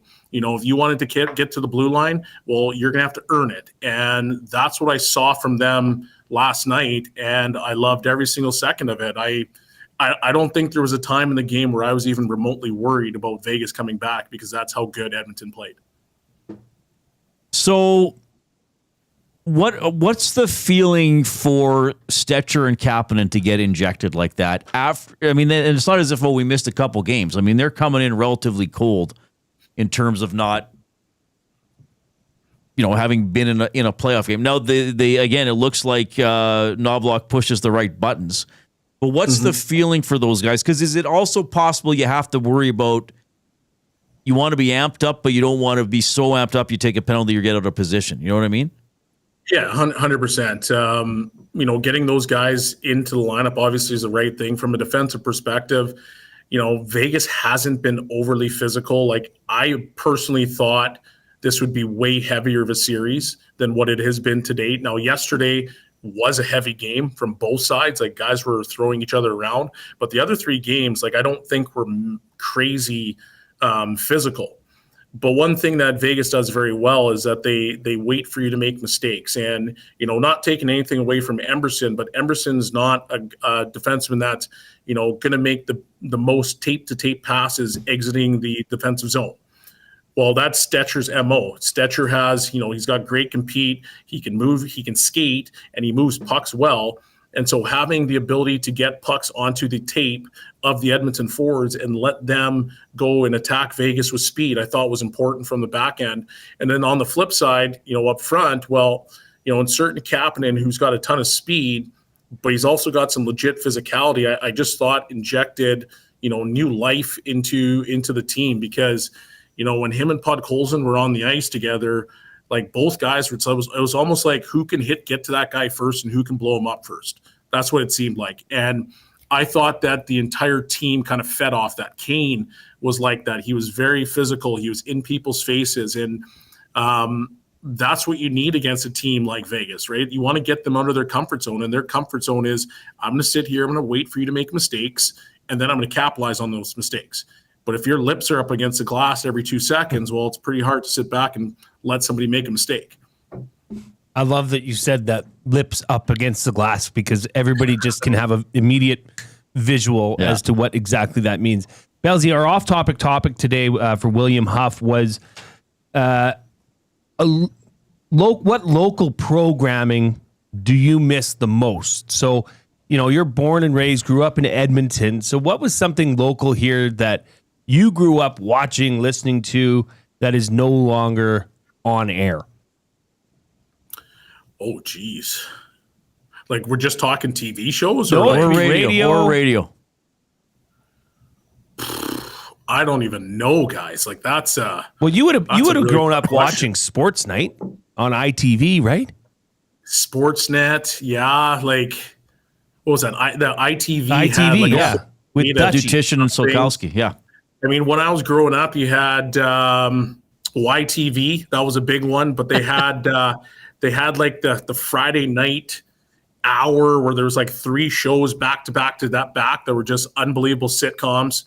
I think Step by Step was one of them. Oh, Belzy. I mean, you had, wow. Like, what a house you grew up in. That was a great time. You had cable. You had it was kind of nice. I had 4 channels that I surfed by, but and then once we kind of got to that 12-year-old range, we upgraded to cable, which was fantastic. Mm-hmm. But even like you had, I think on ITV they had all those cartoons that ran up until like 4 or 5 o'clock, and then as soon as 4 or 5 o'clock hit, wrestling was on. Yes. Yeah, I miss those times. That was a great time when you're 10 years old and sitting in your underwear trying to emulate the Ultimate Warrior. That's awesome. Oh, Belzy, great perspective as always. Great breakdown of last night's game. You're joining us every Tuesday at 4 o'clock until someone wins the Stanley Cup. We'll see if the Oilers can get there. Always appreciated. Are you in the hangout tomorrow or when are you in? I'll be in the hangout tomorrow. And Hello Hockey, 10 a.m. on Saturday. Thanks so much, buddy. We'll see you soon. Always a pleasure, gents. Our colleague Shawn Belle checking in. Yeah, he'll be on every Tuesdays at 4. Love having him. Great perspective on the Oilers. Good talk about his personal experience with equipment managers and what he thought of that video that the NHL put out about Oilers equipment manager Brad Harrison. You can find that on YouTube if you like. Jay Milne and I are in the Banquet Studio. Celebrate your birthday at the Banquet Bar. Amazing drinks, great vibes, and unforgettable memories. Book your party today at thebanquetbar.com. You can get in touch by emailing Reid at EdmontonSportsTalk.com or Jay at EdmontonSportsTalk.com. Now, yesterday was National Limerick Day, but on this show, we do limericks every day. Bronco Nick has sent in a limerick. The Oilers' win last night looked pretty. Back for Game 5 in Sin City. Hill lost his mind. The Oilers did grind. If Oilers win in 5, Reid does the gritty? Ooh. I'll say no to that because I don't know what the gritty is. You don't know what the gritty is? What is that? You know, like Justin Jefferson when he catches a touchdown pass, he does that dance. Okay. Jake Wallman did the gritty in Detroit. Oh, it's like kind of this weird little dance. Yeah, you got it. The arms. That's all. I just did it by swinging my arms. Like the kids do it. They go like this. They go. Oh. Oh, that's all. That's all it is. And who's it named after? That's not gritty. Not gritty for the Flyers. I don't know. Okay. I don't know. Reid, kids these days. Will I do it? I would say unlikely. I would pay. But you never know. I would pay you $5. Well, I'm not taking your money for that. I'm just saying there would be a market for it. The name market for it. Okay. The name was taken from the nickname of its creator, Alan Gritty Davis. Is that true? As per the gritty Wikipedia page, yes. Oh, it's got to be. Okay. It's got to, well, if it's on the internet, it's got to be true. You can also text us 780-218-9999. That is the afternoon inbox presented by River Cree Resort and Casino, home of the Kitchen Restaurant. All you can eat surf and turf for just $59.99 every Friday. That is from 4 to 10 p.m. You can also interact with us in the chat, the nasty chat on YouTube. And if you're taking in the show on YouTube, click that thumbs up button. We're 20 away from double word of the day territory, which is pretty cool. And we're building towards 200 as well. We are on pace for that, but we don't procrastinate. Get in there and click. Share the link with somebody and say, hey, watch this show. Give them a thumbs up. Everybody's going to feel great. You're going to like the show. I already like the show. These guys like doing the show. They're going to like getting a thumbs up. Giving the thumbs up will get the show out to even more people who are going to like the show. And everybody sings along. Wow. It really is quite beautiful. All right, we got the oil understood for GCL Diesel. Comments from Chris Nalbach. He's going to talk about Jake Wallman when we get back.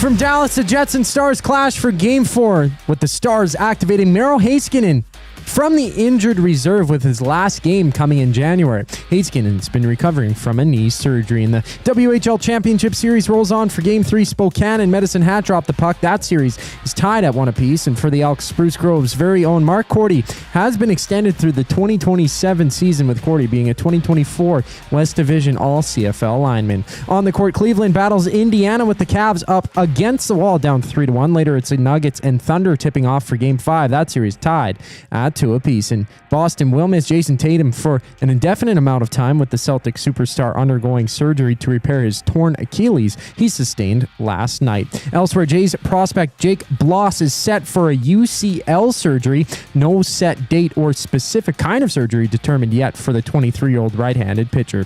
Tonight, it's the Jays and Rays opening up a 3-game series. Jose Barrios gets the ball for Toronto. This sports update is brought to you by Windsor Plywood Leduc, locally owned and operated, serving Leduc and surrounding areas since '93. They have doors, flooring, baseboards, and of course, plywood. Go see the knowledgeable staff today at Windsor Plywood Leduc. The oil understood for GCL Diesel brings us back on the other side of the break. I'm Zachary Kubish, and you're up to date. Gently used furniture or home goods that need a new home? Find Edmonton is here to help. Every month we furnish over 100 homes to those transitioning out of homelessness, and we need your gently used furniture and home goods. Drop off at 5120 122nd Street or call for free local pickup. Just visit findedmonton.com to learn how your donations can help create a home for someone in need. Plus, shop our thrift store, in-store or online, with proceeds benefit those moving out of homelessness through housing supports. Visit us at findedmonton.com. Find Edmonton, supporting our community one home at a time.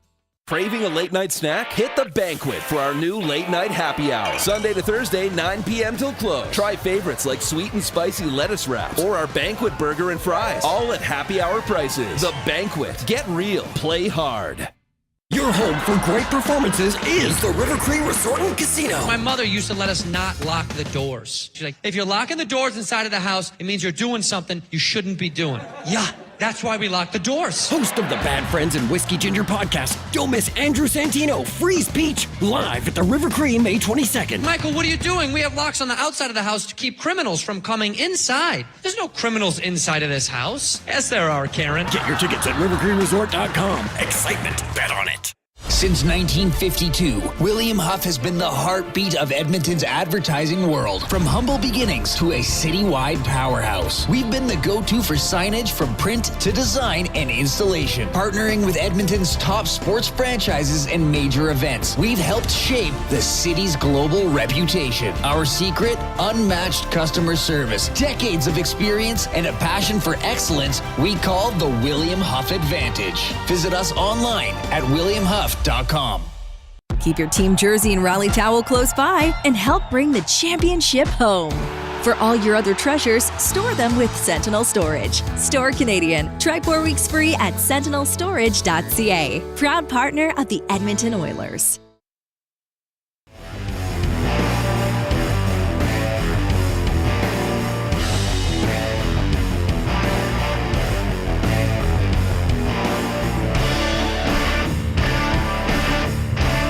All right, thanks a lot for joining us this afternoon. Oilers traveling to Vegas today. Tomorrow's game against the Golden Knights, 7:30.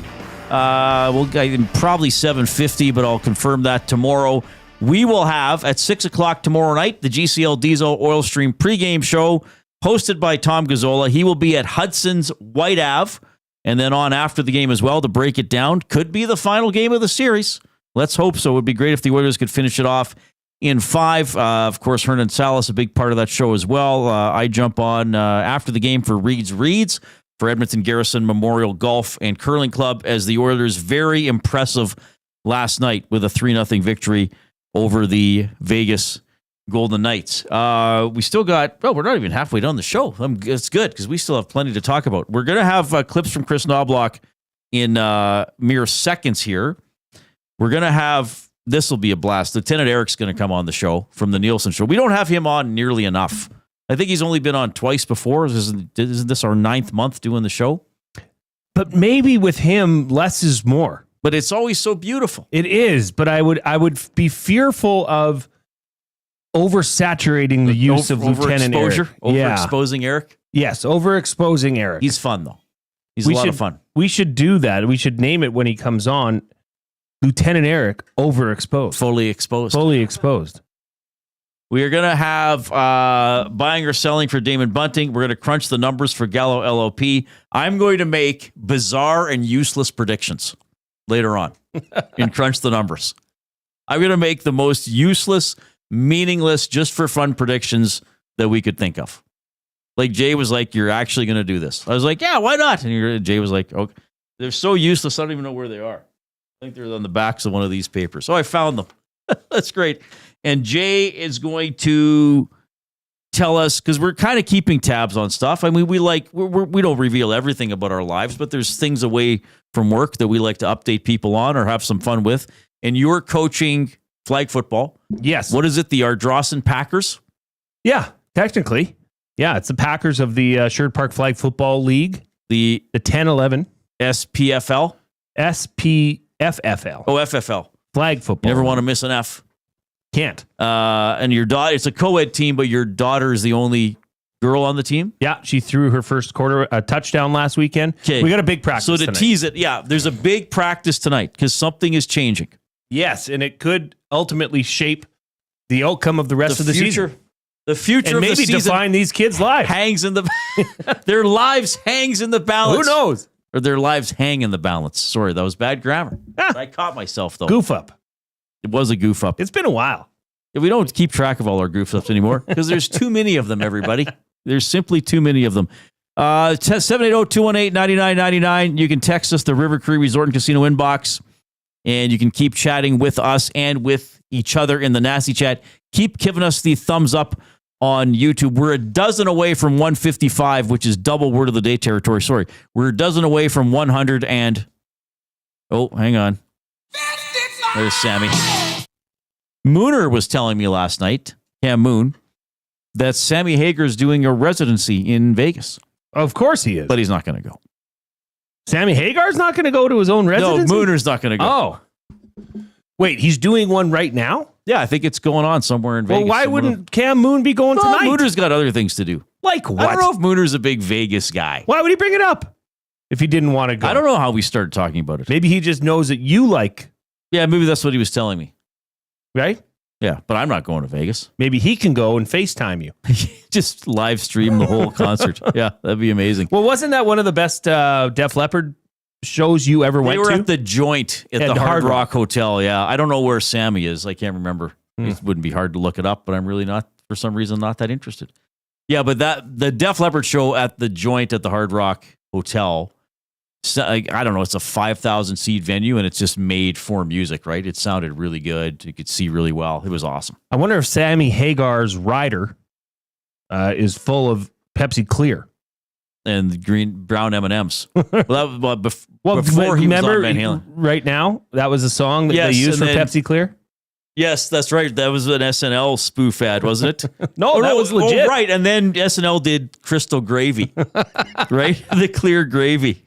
And have you seen the Ryan Reynolds Tim's commercials where it's as if he has a rider that he gets the special? Yeah, isn't that like Isn't Ryan Reynolds going through some stuff right now? What happened? I don't know. Oh, I don't know. I just know he's Deadpool.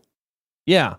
Okay. I literally don't know, but I've heard his name because isn't he married to or with Blake Lively? Yeah, I think they're married. Okay. I don't know enough about it. Okay, I don't know a thing about it. But I just saw that he's on the day. Tim Hortons commercials. Yes. It's Ryan's bowl. Right. It actually looks like it wouldn't be bad. It does, except the Chipotle sauce they put on it. I'm not a big Chipotle guy. Oh, fair enough. Mm-hmm. Jay's an old-fashioned ketchup man. Yeah. Or onion dip. Oh, baby. Dip it in onion dip. Bronco Nick says Sammy is at the Park MGM. So there we go. Let's transition here to the Oil Understood. I got to do it properly today. I messed it up yesterday. I paused at the wrong time, remember? Well, maybe you just stumbled upon something new.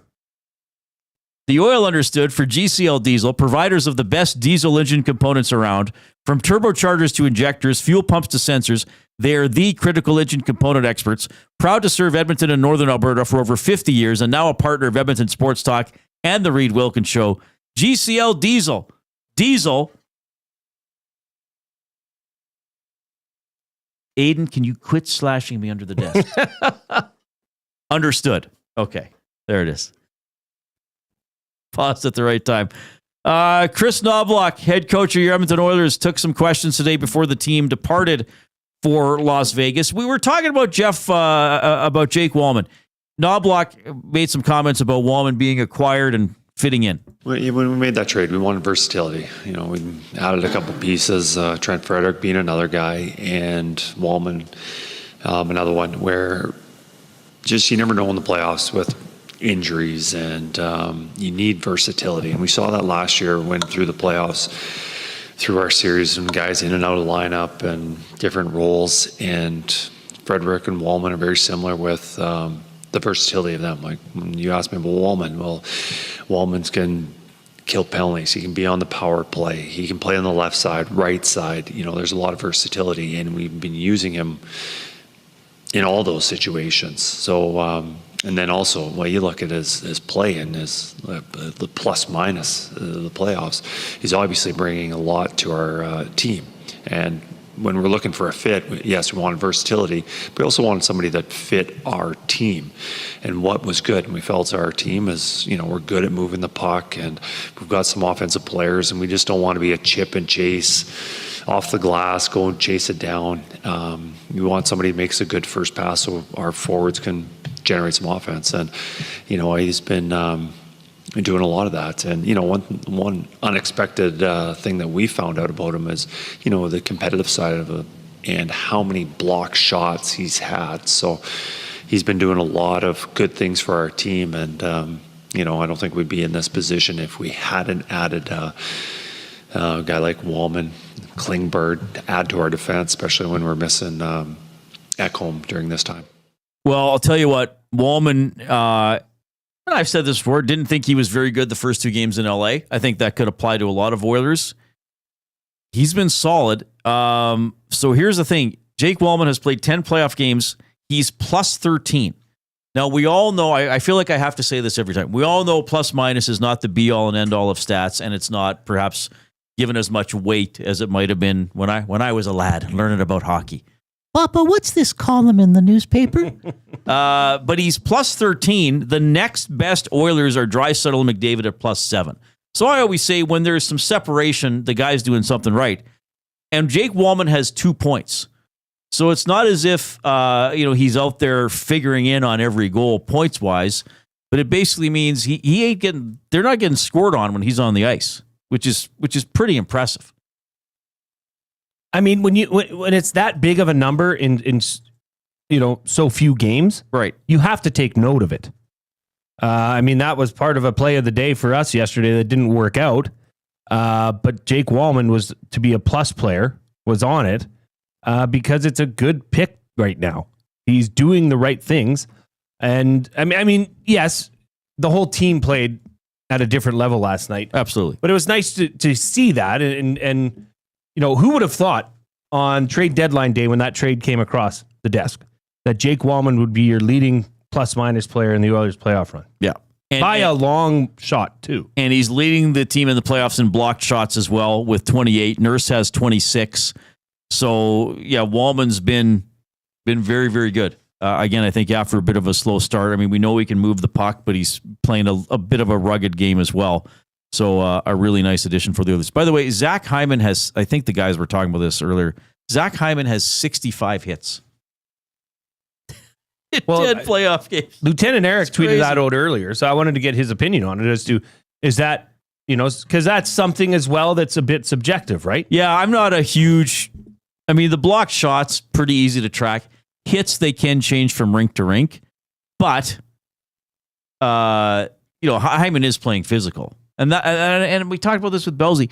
I just thought the Oilers were so good along the boards last night. Yes. They got the puck down low. They kept pucks alive. They were menacing with how they were hitting. They had busy sticks to disrupt passes.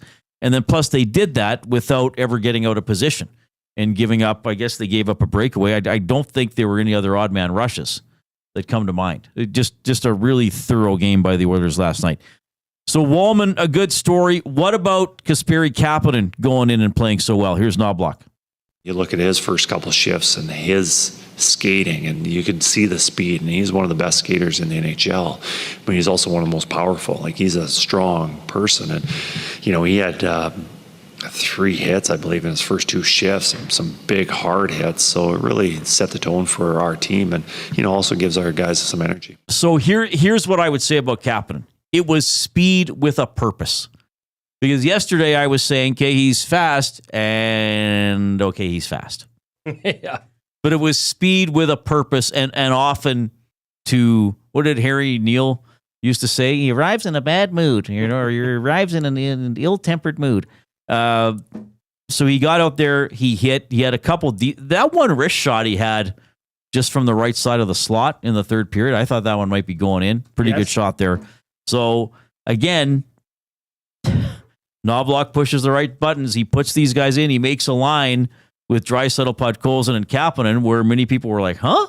How long is that one? Like, somebody, a fellow media scoundrel grabbed me while the Oilers pump-up song was playing last night, while they were playing Welcome to the Jungle. And he walked by me and he grabbed me. He's like, let's see how long these lines last, Reid. And I was like, okay. Well, they lasted a fairly long time.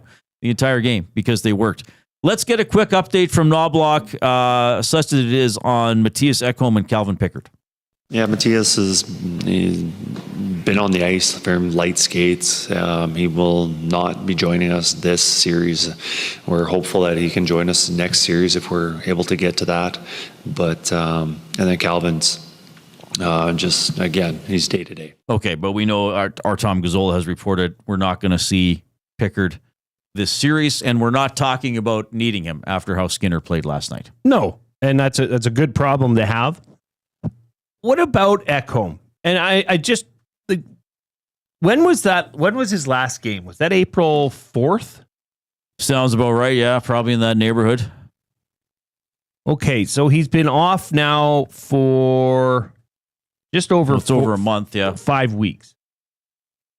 So, should you get to the next round, that'll be 6-7 weeks of recovery. Yeah, whatever it is. We still aren't sure what it is. Can I just speculate? Yes, of course. Let's say the Oilers just go on a magical run here and then continue to do what they're doing. And you're starting the Stanley Cup Finals, and a fresh, healthy, rested Mattias Ekholm is injected into your life. Well, that'd be amazing if he's comes back and plays well. Can you imagine? Well, that changes. Yeah, if everybody else is healthy and playing. Well, right now we would take Stetcher out, I would assume. But that would be incredible. Incredible. You get. Hey, it's positive. Here's the thing. I was talking about this morning. If he's skating, that's for a purpose. That's part of his rehab. Right. Okay. If this was something where he's shut down, he wouldn't be on the ice. He wouldn't be with the team, right? So having him skating in a rehab stint, or nobody knows the timelines. Nobody. They may have an idea, but that's certainly not getting out, and they're keeping that close to the chest. But for having him on the ice is a very, very big positive for this organization. Yeah. Because he's not shut down. That's what you know. Yeah. All right. Keep clicking the thumbs up on YouTube. We're over 155, so we will have a double word of the day in about an hour and 10 minutes, which is always a great way to wrap up the show. But we want to get to 200, so don't let us down. Click away. No reason we can't get to 200. We've been doing it every day throughout the postseason. Of course, this is Edmonton Sports Talk presented by Play Alberta, gaming made easy anytime, anywhere. With Play Alberta, you've got a full casino experience right at your fingertips. Play from your phone, tablet, or computer whenever works for you. Download the Play Alberta app today and get started with a $100 casino bonus. Just deposit $20 with promo code 100casino. Play smart, play local, and remember your game sense. Here's our sensible guy, Zachary Kubish.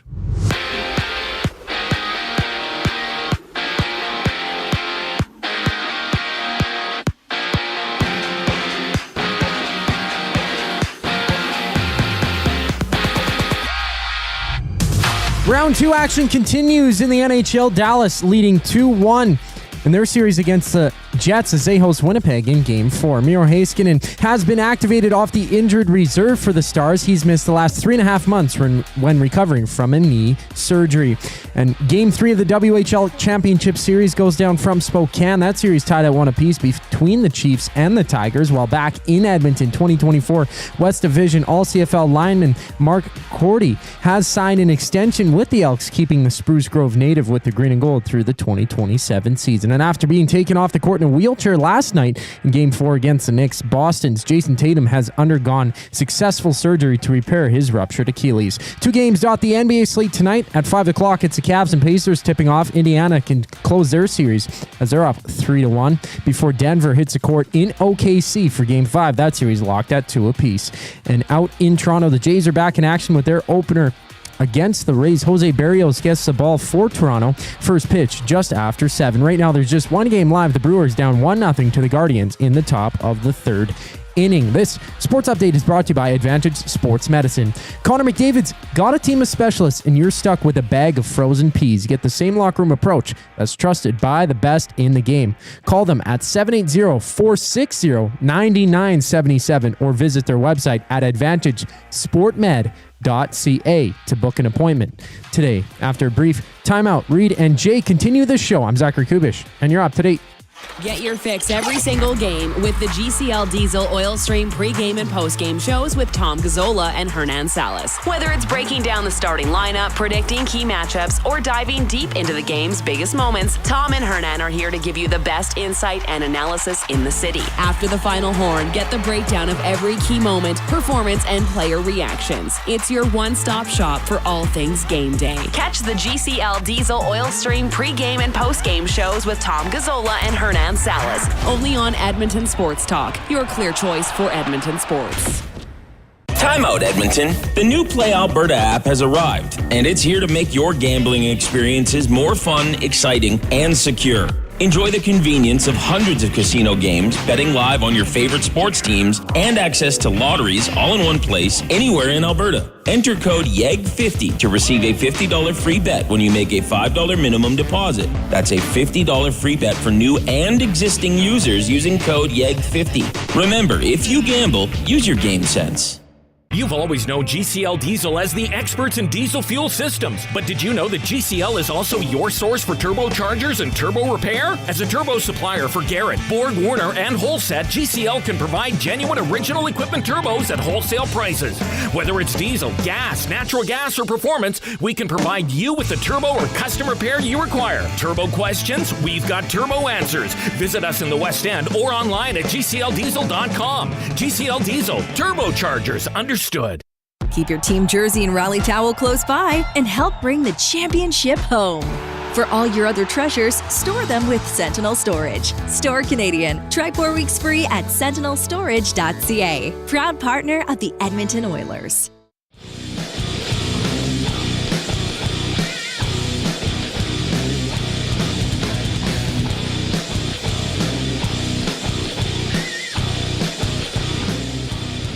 All right, hope you're having a wonderful afternoon. We certainly are here at Edmonton Sports Talk, your clear choice for Edmonton sports, presented by Play Alberta. You can always submit a limerick or two to reid@edmontonsportstalk.com or j@edmontonsportstalk.com. That's email, you know. Here's one from VR Montenegro today, calling himself Violet Rhinoceros Montenegro. Cunning coach Knobloch tweaking knobs in the lab delivers a win with a lineup quite fab. Aiden Hill, a snap show. Score on Stu? How about no? Hudson's White Ave. Line them up on Tommy's tab. Well done. I'm sorry my reading is somewhat halting. There are times that this the edge of the gas bubble in my eye goes right over what I'm trying to read. And I'm like, oh, I can't see that entire line. I need to move my head. Well, the only thing that it said Aiden Hill, a snap show. Score on Stu? How boot no? Oh, is that what it said? Mm-hmm. Oh, I didn't even read that. How boot no? It said boot? Yeah. I thought it said bout. It was BOOT? Yeah. All right. Well, I have impaired vision, everybody. I'm sorry. That is okay. Have you read one from Bronco Nick? Yes, we read one earlier. That? Okay. We read that one Good, earlier, good. I think. We still don't have one from the Big Uke today. Occasionally he's busy. We'll see. Oh, my goodness. This is great, buddy. He's in the chat. Big Uke, that is. The Big Uke. The Big Uke. What is he? He is a molten mound of manly magma. He is the Big Uke. He wants to befriend you. The Big Uke. There, now he has a theme song. Ladies and gentlemen, the one and only Reid Wilkins. Achievement achieved. Achievement unlocked. Is that what they say in the video games, unlocked. Coop? Yeah. Unlocked. Achievement unlocked. The big Uke has a theme song. Click the thumbs up on YouTube if you're watching on YouTube, or if you're not, hop in quickly when you can and give us a thumbs up. We want to get to 200 in 1 hour, so let's not wait any longer. Do not delay. We are going to do, oh, this is fun, buying or selling for Damon Bunting, a consistent top-producing realtor in the greater Edmonton area for over 17 years. He and his team would love to help you find that right home or make the move from your current home. Community-driven, he understands what it takes to make a difference in our city. Check him out, DamonBunting.com. Instagram handle, Damon Bunting Real Estate. So this buying or selling, I'm going to ask you a few questions. So, oh my goodness. So Reid, it's like Reach for the Top. Speaking of shows, was that a local show or was that a Canadian show? I think Reach I don't for the know Top what you're talking about. You don't remember Reach for the Top? No, what was it? Somebody It was trying like to put high school kids answering trivia star questions on the Christmas tree? No, that was the. No, try to put a star. Jablonski, reach for the top. Reach for the Top was a game show. Let me look it up. It was a Canadian trivia-based academic quiz competition for high school students. So it would have been a national show, I believe. That wasn't High Q? This was before High Q, baby. Oh. Reach for the Top was on from 1961 to 1985. I used to watch Reach for the Top. You know what I used to watch? Bumper Stumpers. What was that? It was a trivia game show about like vanity license plates. What? So you'd have to decipher what it said on the license plate. You know when you're driving behind somebody and you're like, what is that? It's like the beginning of Jeepers Creepers. I'm sure. Goob got it. Bumper Stumpers. Hosted by Al Dubois. Well, I don't remember that. I'll have to watch it on YouTube later. You can find it. You would love it. It would be right up your... Would it? Okay. Yeah, it'd be right in your wheelhouse. When was it on? I don't know. I mean, it had to be late 80s. So, okay. It was a full half-hour show, or was it a little vignettes? No, it was a full-on game show. Huge prizes. Coop, can you see if Bumper Stumpers is on YouTube? Yeah, let's watch and a then clip. Maybe you can bring up a clip, a frozen clip for me to watch? Well, not a frozen clip. You have to watch like a thing. Right, but I can try to guess. So how quick are these? Like, would it be like a 2 or 3 minute thing? You have time, Coop. We're going to do buying or selling. So get in, go to YouTube. Okay. Type in Bumper Stumpers. Just put Bumper Stumpers question. Bumper Stumpers Okay, I'll get to work on that. Thank you, Coob. Thank you, Coob. That's why you're the best in the biz. Okay, buying or selling. So I, Jay Milne, over here, Reid. Yes. Yeah, me. I'm going to ask you questions. Okay, are you ready? Yes. Hindsight is 20/20, as we know. But buying or selling, that Coach Knobloch should have adjusted these D pairings a while ago. Now I know Stetcher was hurt, but he was healthy. For this, for the majority of this series, right? Because that was a totally different look. And you know what the chat's going to say, and I can't help but agree with it, is separating Nurse and Bouchard. Well, and maybe if Emerson was a PK specialist, but the PK wasn't very good, that you take him out, even though I wouldn't say the goals were his fault necessarily. I guess you got to buy on that. Mm-hmm. But the thing is, isn't it odd how Klingberg's ice time got taken down last night? Yeah. I mean, but he still is going to play more at some points, I assume. Right. Klingberg only played 12:36. But I think that's a positive, no? Because that means your top units are getting more time because they're playing well. Klingberg's an option, or has been an option, if things aren't necessarily going as well as they should be. Yeah, for sure. Right. I guess I'll buy on that, though it's kind of hard to criticize. I mean, they did win the first round, and they are up 3-1. Yes, right, but it seemed like something clicked yesterday. Or did they just play better? Or did they just execute better and play a more rugged, determined game? Well, okay, you cannot look past the fact that Kapanen and Stetcher have been sitting patiently waiting for this opportunity. Right. So they'd be damned to not give it all they had. And both were noticeable in good ways. Okay, this one came in, Reid, just recently here on the River Cree Resort and Casino text line, 780-218-9999, from Coach Mike. Buying or selling? Not having a 2-day break between games, 4 and 5, favored the Oilers. Not having that two-day break. Right, and they didn't have a 2-day break in LA. It was every second day. This series is every second day.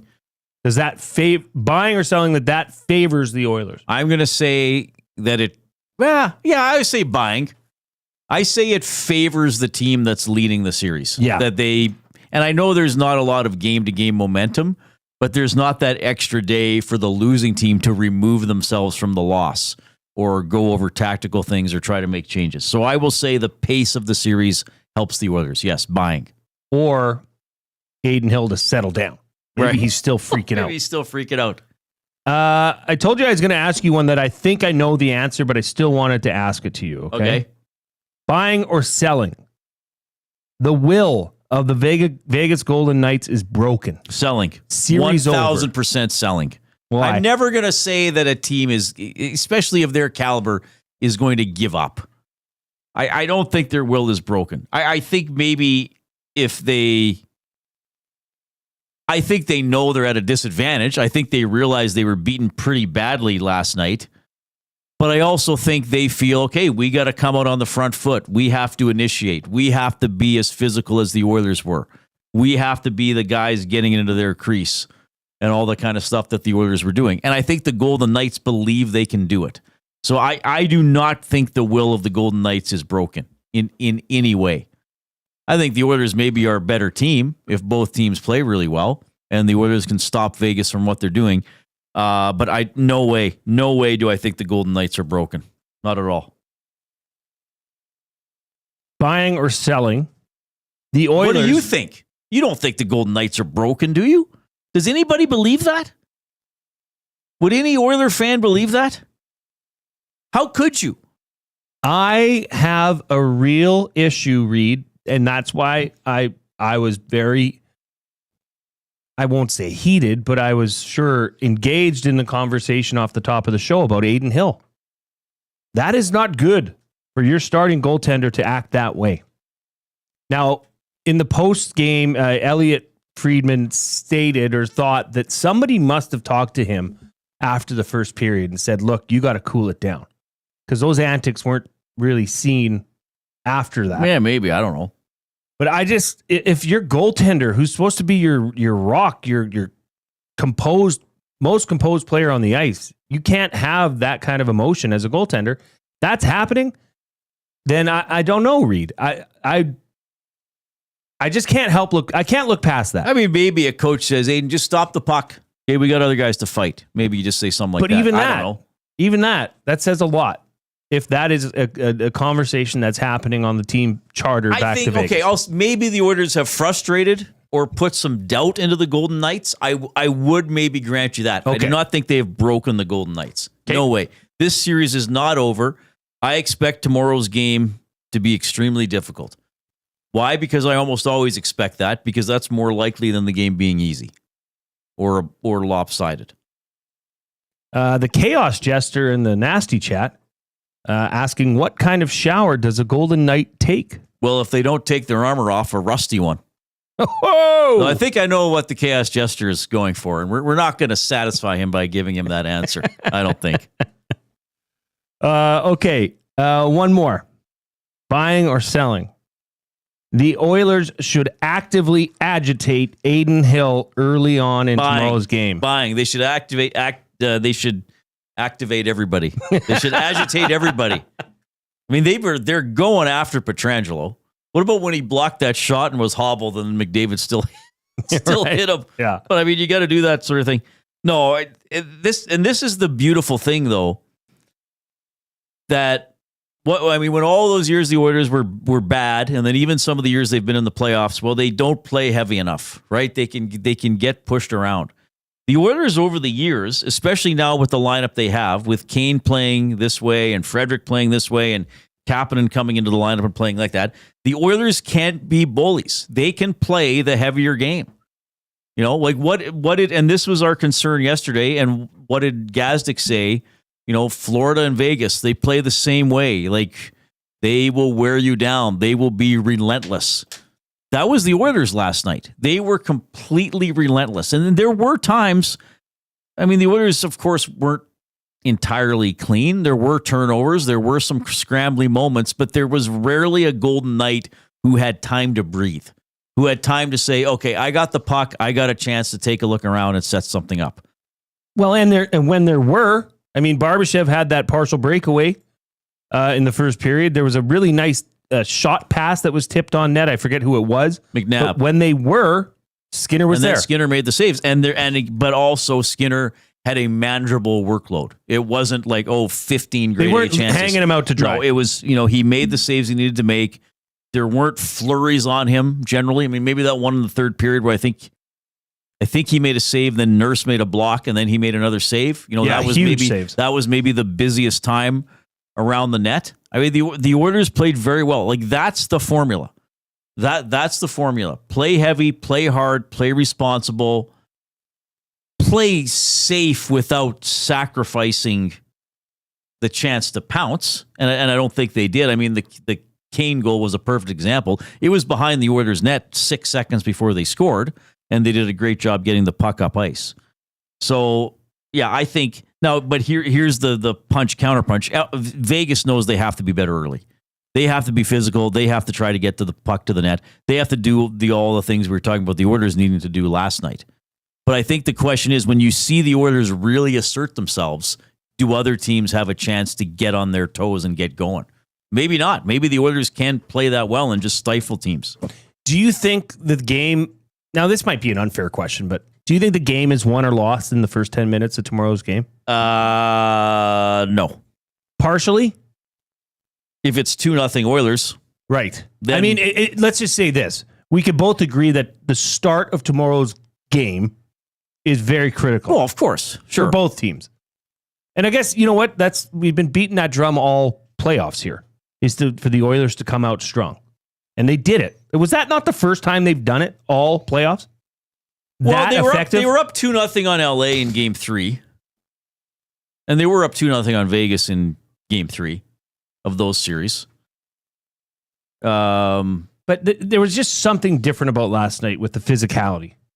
Yeah, all the action. It was just elevated, crushing hockey. Yeah, for sure. You can text us 780-218-9999. That's the afternoon inbox presented by River Cree Resort and Casino, home of the kitchen restaurant. All you can eat prime rib buffet for just $49.99 every Sunday from 4 to 10 p.m. I'm going to tell you what. We got an hour left in the show. We need 24 thumbs to get to 200. Oh, and let's then go. we're in crystal gravy territory. And we got bumper stumpers coming up after the break. Then we're just pouring gravy all over ourselves for the rest of the show. Crystal gravy. So get us to 200. Click away. Okay, fine, everybody. I'll do it. I'm going to pander right here. Click, click, click. Must you click? Please, please click. Must you click? You must click. Thumb, thumb, thumb. We got crunching the numbers for Gallo LLP. Preet from Gallo was in earlier today on the Hangout. Lieutenant Eric is going to join us. We got a double word of the day. We're having a blast. Hope you are as well. Click that thumbs up on YouTube. Satisfy everybody. We got the 5 o'clock break. Yeah, baby. Yeah. The EST Hangout. Cardi B and Stefan Diggs, you're right. They're dating? How did I know this and you didn't? Preet knew this and I you didn't didn't. know that yet. How did we know this and you didn't? Mania. That's what. The two of us know this and you don't? I know. Like, why though? Because they love each other? Well, I mean, Cardi's funny and stuff though. The Timothy Chalamet one, I still can't. The EST Hangout, presented by Sentinel Storage. Weekday mornings 9 to 11, only on Edmonton Sports Talk. Your clear choice for Edmonton sports. Spin to win Fridays at the Banquet. Every Friday, spin the wheel for a chance to win big and save on your bill. It's that easy. Spin, win, and save. Don't miss out. Details at thebanquetbar.com. The Banquet. Get real. Play hard. Timeout, Edmonton. The new Play Alberta app has arrived, and it's here to make your gambling experiences more fun, exciting, and secure. Enjoy the convenience of hundreds of casino games, betting live on your favorite sports teams, and access to lotteries all in one place, anywhere in Alberta. Enter code YEG50 to receive a $50 free bet when you make a $5 minimum deposit. That's a $50 free bet for new and existing users using code YEG50. Remember, if you gamble, use your game sense. At Mind360, we invite you to embark on your mental health journey in a safe and comfortable space. Conveniently located in St. Albert, Mind360 has a diverse team of experienced clinicians that offer a broad range of tailored services for children, adults, and families. Furthermore, we are very proud to serve our military, veterans, and first responders. If you're looking for counseling, treatment, or assessment, understand that you are not alone. Contact Mind360 at mind360.ca to book an appointment today.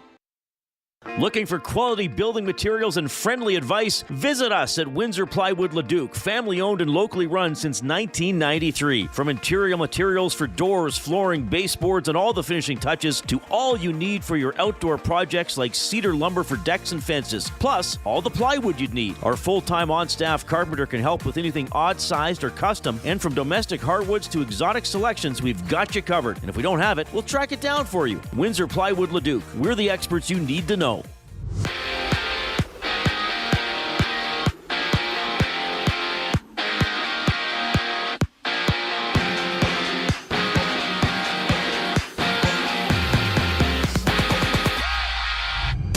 Miro Heiskanen of the Stars has been activated off the injured reserve after missing nearly 4 months of action recovering from a knee surgery. He's expected to return for Game 4 tonight. Winnipeg Dallas at 6 o'clock. The Jets looking to tie the series at 2 apiece. And the Elks have signed Mark Cordy through the 2027 season, with the Spruce Grove native being a West Division All-CFL lineman last season. And Jason Tatum of the Celtics is out indefinitely. He underwent a surgery to repair his ruptured Achilles, with Tatum suffering the injury last night in Game 4 against the Knicks. In 2 games shakedown tonight, the Thunder and Nuggets clash with the series tied at 2 apiece. Elsewhere, the Pacers meet the Cavs, with Cleveland on the brink of elimination down 3-1. And out east, Toronto and Tampa battle in their opener of a 3-game series against the Rays. Jose Barrios takes the mound for Toronto with first pitch just after 7, and 2 games are live.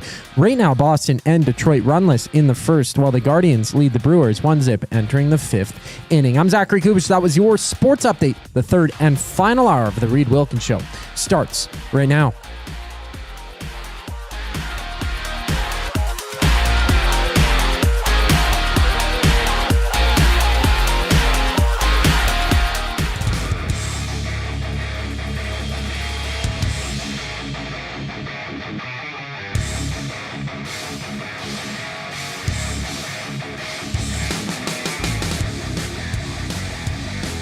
There we go. What's this one, Coop? Demilitarized Zone. Whose song is this? Ethan Mexel. This is like something off YouTube we can play? Yes. Excellent. All right. Thanks a lot for joining us this afternoon. Oilers up 3-1 in the best of 7. A win away from going to the NHL's Western Conference Final for the third time in 4 years. Chaos Jester has a $1 billion idea in the Nasty Chat, a Keurig-like machine, but for gravy pods. That is actually not a bad idea. Wow. I'm not saying it's a good idea. I'm saying it's not a bad idea. No, I'm just joking. Think of how much gravy you would use if it was that accessible. That's true. I mean, the only reason you don't or haven't tried gravy on like your potato chips is because they're usually not in common areas. Right. You're usually having potato chips in the evening. What if you're like, I'd like to dip these sour cream and onion chips in some hot gravy. Right. Oh, I'm just going to go over to the grave. Yeah, what would it be? Just get a little pot of the gravy. The gravy. I would buy That is one. a great idea. I would buy this Chaos Jester, we might have to hire him. He has EST in his name. He is creative. Yeah. Yes. Is he a weirdo, though? Would he be office appropriate? We don't know. Do we want to meet him? I think Maybe. he'd fit in. Do we want to meet him? Maybe. In a public environment that we can easily escape? Yes. Okay. What are we, I got to do limericks. Jeff in YYZ. He's the gentleman. What's the name of the city? Toronto. They call it Toronto. They call it the Big Smoke. Do they still call it the Big Smoke? Hogtown? The Do those GTA. still apply? The GTA. The Greater Toronto Area. Yeah. That includes Mississauga. What is it? The 906? Oakville. It's 609. I don't know. What are all the towns, the cities in the GTA? It's like Mississauga, Oakville, Brampton, Brantford. No. I don't know. Hamilton. Burlington. Maybe? Hamilton and Burlington. Sure. Windsor? No, Windsor's way far Windsor's away. over by Detroit. Detroit. Yes. Mississauga is like one of the biggest cities in the country. Is it really? I think it's almost 1 million people. It might I think it might be after, because it's Toronto, Vancouver, Montreal in whatever order.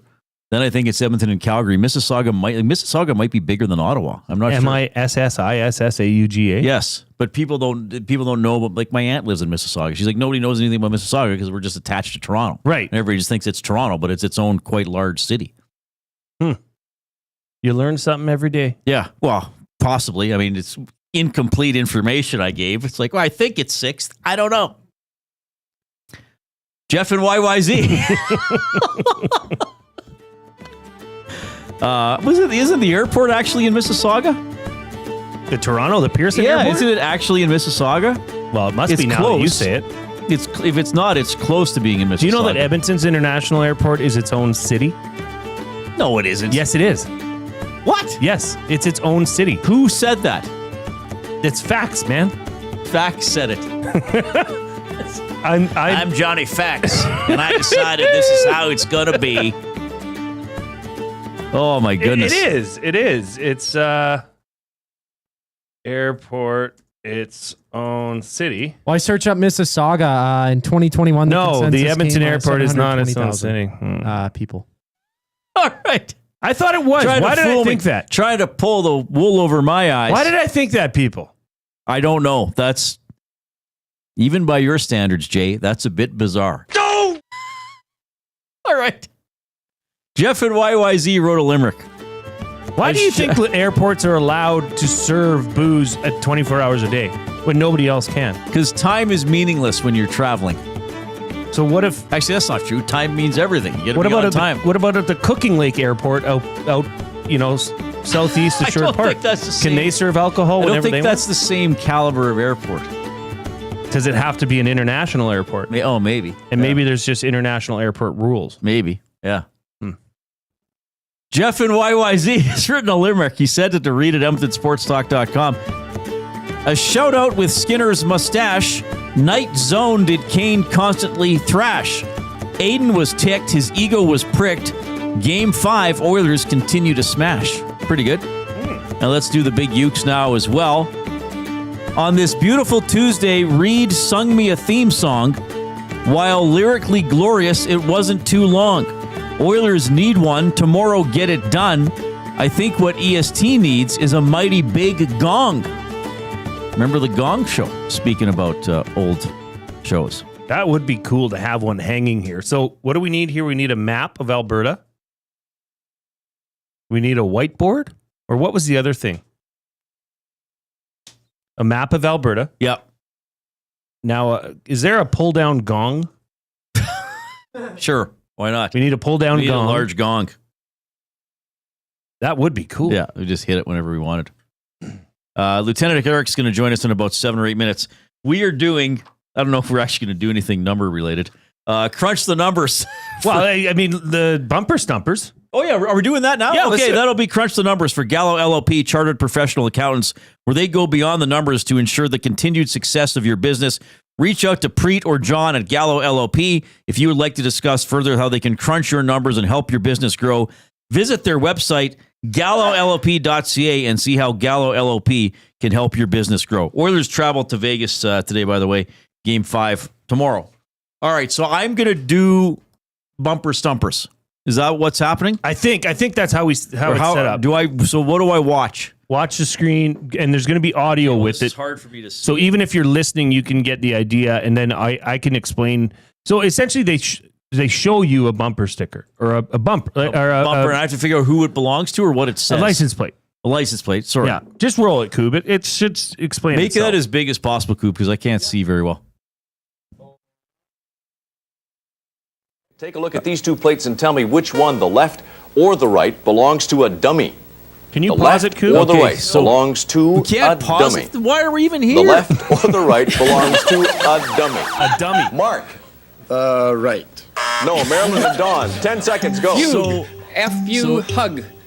Few, dummy. F-U-H-G. This belongs to a dummy. Few hug. Fug. So you got to figure out why that belongs Dawn to a and dummy. Marilyn. Like if A dummy. Mark and Vinci, 10 seconds. F-U-H-G. So that would belong to a dummy because... Why can't we pause this? F. I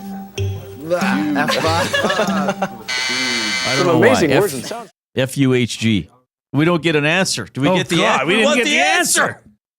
All right, there it is. So why would the license plate F-U-H-G belong to a dummy? Well, Chaos Gesture should be able to help us with this one, Mr. Smarty Pants Ideas. I would say it would belong. Did you find the answer? No. Why would that belong to a dummy? So it's F-U-H-G. Now I can run it back with the answer. Yes, so we did the answer. Yes, that's what we wanted the whole time. Okay. Next time I'll have the pause capabilities. Okay. Take a look at these two plates and tell me which one, the left or the right, belongs to a dummy. The left All right, or so the these right. people are trying to guess. There, he's skipping ahead to the end. Fuji. Fuji. Why would that belong to a dummy? Some amazing words and sounds coming out of your mouths there. How about effigy? Dummy? Burned in effigy? F-U-H with a G. Effigy. All right. Listen, we're going to no pause one would for say it that way. Effigy, but F-U-H-G, that's but the that's how mind you you gotta have think. to be in. That's the mindset you have to transform yourself into. So that was the game bumpers. That was the whole game. So they show you two license plates and they say which one belongs to, were they all like that? Yeah, very similar. So which one would belong to sometimes it's UH in between G or whatever, and then you have to figure out what it is. Wow. Okay. And then you have to explain why. Well, it could be like That's I high between pressure. like you and I. You know, like there's just you have to be able to. Maybe that should be. Maybe we should talk to bumper stumpers and see if we can get them on the Reid Wilkins show. Segment on the show. Jay and I, of course, are coming to you from the Banquet Studio. Spin to win Fridays at the Banquet. Spin the wheel for a chance to win big and save on your bill. Details at thebanquetbar.com. Fun. It's odd that he said dummy. I mean, an effigy is a sculpture, right? Yeah, you would say if you burn someone in effigy, you wouldn't say, let's burn a dummy. You can tell that was from the late 80s. Didn't people burn Pocklington in effigy when they sold Gretzky? Matt Hyman says there's more to it, though, Reid. There's a bigger puzzle that you need to guess, and you could pick which letter you get to see.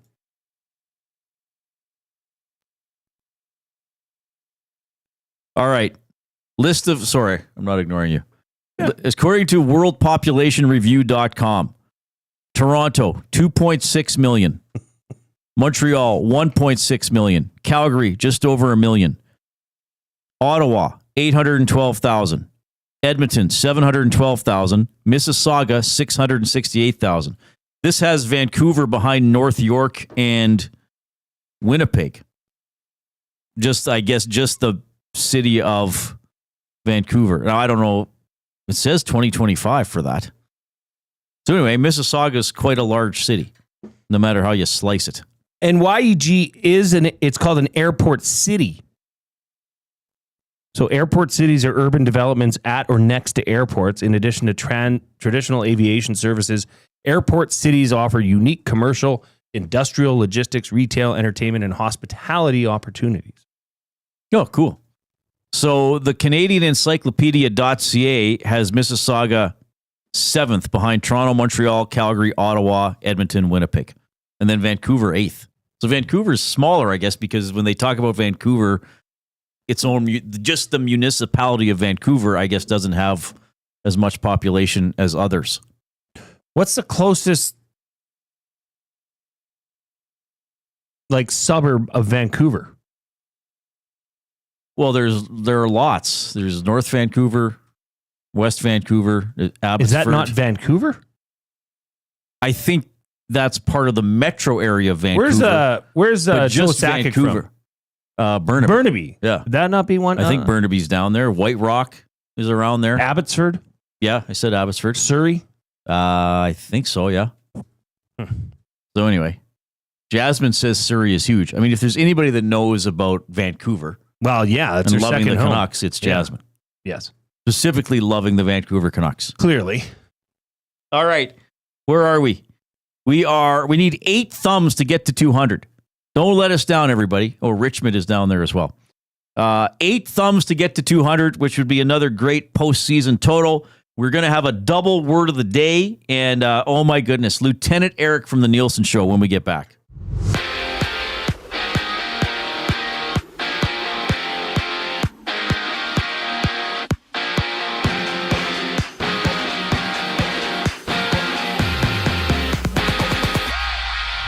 Ahead of Game 4 against the Jets, the Stars have activated Miro Heiskanen off the injured reserve, with Heiskanen missing nearly 4 months to recover from a knee surgery. Puck drop for that one goes at 6. Dallas up 2-1 in the series. Meanwhile, Gavin McKenna and his Tigers visit Spokane to face the Chiefs in Game 3 of the WHL Championship Series. That one's even at 1 apiece. On the court, Indiana and Cleveland open things up at 5 o'clock. They're actually just underway. 11-8 is the score. Cavs over the Pacers as the Cavs fight for their playoff lives, down 3-1. After that, the Tigers, the Thunder, and Nuggets duke it out with that series notched at 2 aside.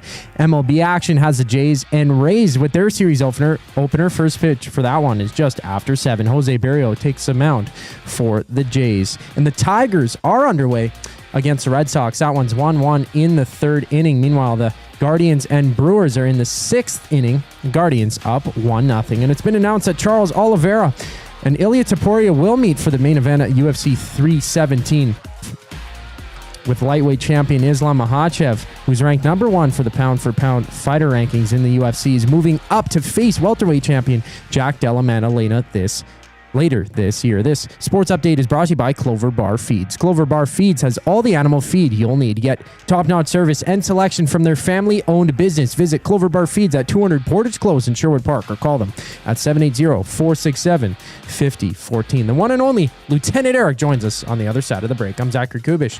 and you're up to date. The Nielsen Show with Lieutenant Eric. Let's bring in Craig Bunting today. This is playoff hockey. This is the way it is. And when the goaltender starts to show that, oh boy, I'm taking the bait, that just gives you more opportunity to put more bait in the water, so to speak. When they put the pedal to the metal and throttled them in the first period, they never had a foot in the game. That might be the most complete game I've seen the Oilers play in the playoffs, in the last 2 playoffs. The Nielsen Show with Lieutenant Eric, presented by South Fort Chevrolet. Weekday mornings 6 to 9, only on Edmonton Sports Talk, your clear choice for Edmonton sports.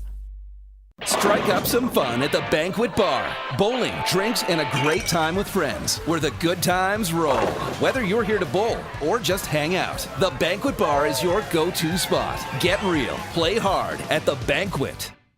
Hey Edmonton, ready to take advantage of lower rates and better pricing? South Fort Chevrolet in Fort Saskatchewan has you covered. From rugged trucks to sleek SUVs. And with over 40 years in business, you can trust that you're getting the best deal on your new ride. As the proud title sponsor of the Nielsen Show, EST listeners can drive a little to save a lot with South Fort Chevrolet's transparent pricing and down-to-earth sales team. Visit us today in Fort Saskatchewan or online at southfortchev.com.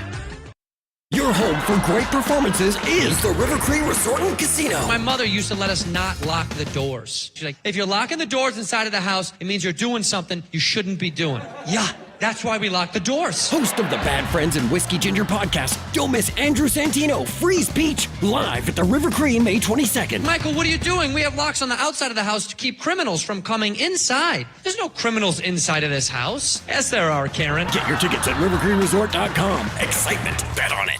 Keep your team jersey and rally towel close by and help bring the championship home. For all your other treasures, store them with Sentinel Storage. Store Canadian. Try 4 weeks free at sentinelstorage.ca. Proud partner of the Edmonton Oilers.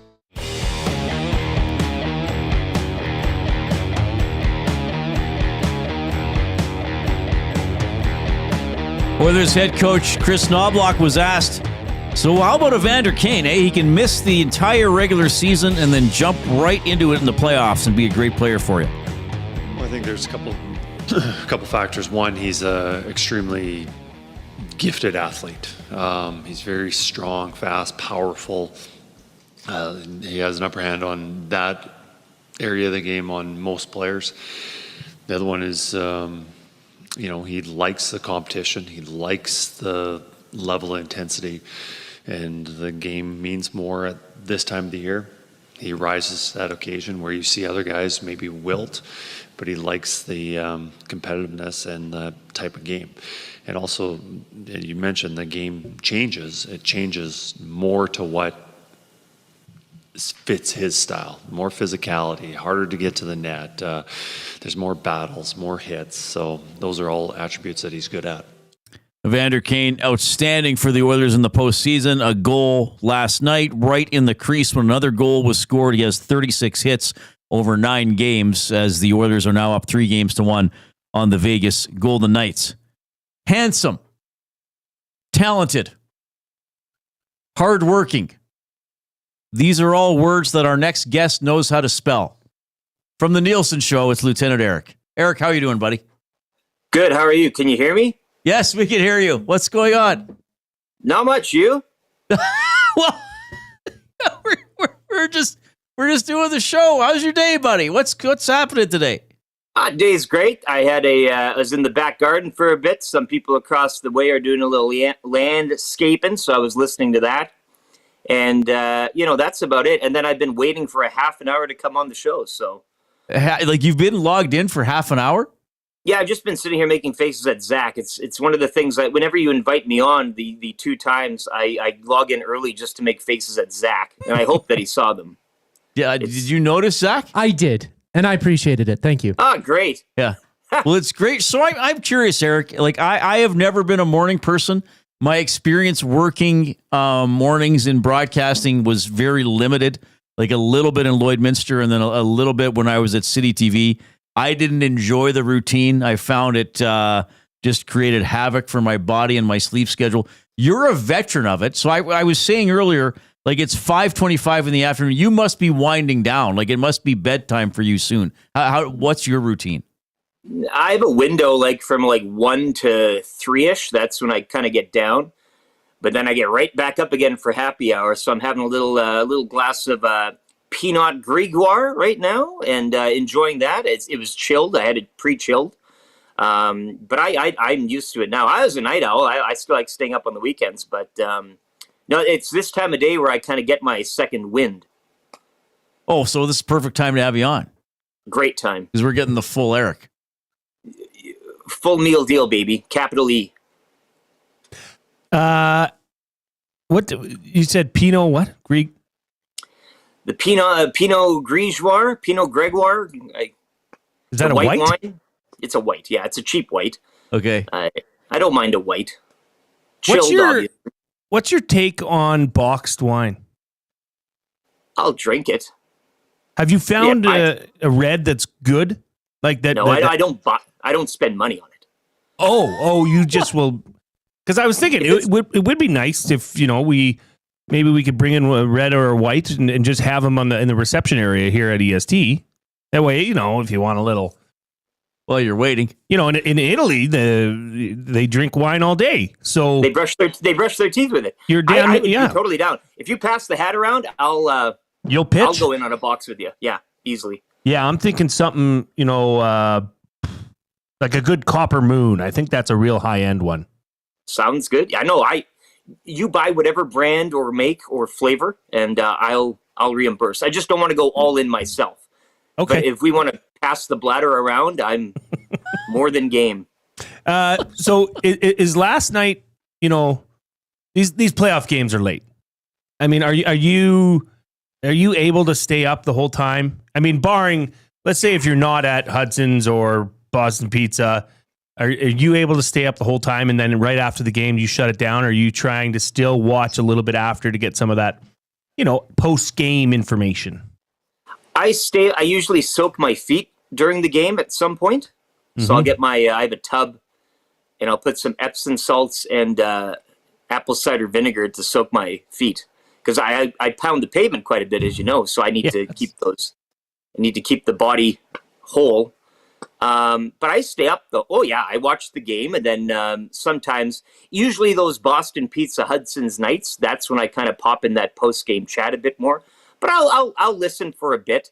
But I usually right when the game's kind of done, I'll go over a few factoids and kind of implant those in the brain, in the system, and then drift off to dreamland. Okay, so hold on. Back to the soaking the feet thing. Can you tell us again what you soak in, how long you soak, where you sit when you soak? What the fluid is in that you're putting your feet in, the drying process afterwards. I'd really like to know about this because I do think the feet are often an under cared for part of the body.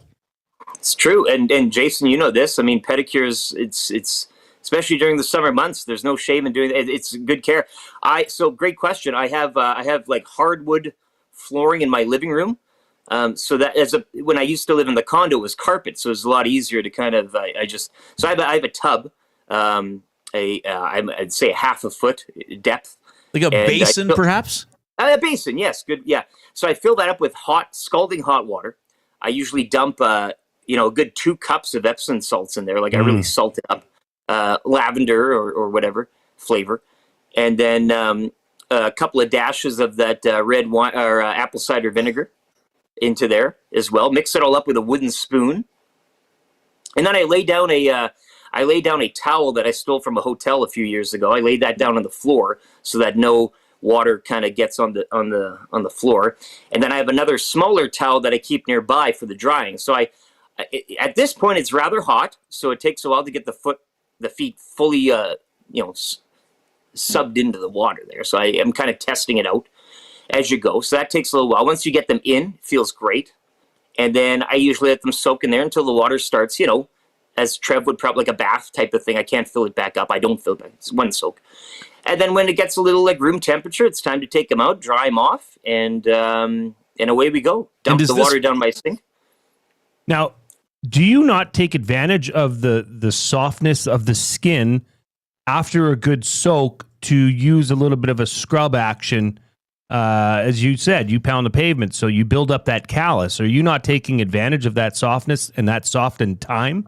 to really get a good scrub on? I'm interested in this. I can't do it myself. I don't trust myself. I leave that for the professionals. I dry it off with the towel. The towel is pretty coarse. I think it's more like a shaving towel or something like it. It's a hard towel. I can bring mine in. I'll show you what it is. You cannot hurt yourself because I know what they use when you get a pedicure. They use that knife. It's like a blade. And that can be dangerous. You wouldn't want to do that to yourself. But you just get a nice double-sided Olfa pad with a nice, strong, firm handle, and you can go coarse or fine to finish it off. I would highly recommend. Maybe Eric. Maybe I would buy that for you as a gift of friendship. Christmas is coming. It really is. Well, Eric, this is why I love working with you and getting to know you over the past year or so, because you're a fascinating individual, and you have all these. You have a vast knowledge that you will willingly share, but you sort of need to be asked about it. Like, you won't walk up to somebody and be like, "Hey, you'll never guess what I did with my feet yesterday," even though it's really cool. But once you're invited into a conversation, you're just a very giving and open person, and that's something. It's one of my favorite things about game night. It's the soaking of the feet. It's very, very therapeutic during the game. Yeah. All right. Speaking of games, what were your impressions of I mean, I guess you guys were talking about the Hyman body checking stat. I just thought that was a grinding physical performance by the Oilers. That was that period. That was great. And we were talking today, Reid, you and I. I mean, I loved the Aiden Hill stuff, the tripping of Janmark and everything. It takes two to tango. I love the gamesmanship and everything going on. Him going full bore at Kane. That's what everybody wants, especially in a market such as this. I don't think in the States they really know or have even tasted that, especially a fresh team like Vegas in that market have tasted that brand of hockey. So, that period, after the period, I think, and I know people are sometimes hesitant with this Oilers team and things can happen. It's two more periods to play. But after that, you kind of got the sense that they wore them down physically and mentally, spiritually, emotionally, the whole thing. So that was something to watch. Craig Button said it was the best playoff performance this morning that he's seen from this team in the past two playoffs. And that's a lot of games. They went to the limit last year, and then you got the 10 they played this season. So that was great.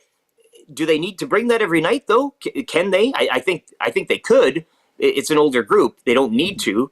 But I think it's encouraging to know that when and if they need to crack that, in case of emergency break glass, that type of game is there. And I think that's got to be encouraging for Oilers fans in the long run.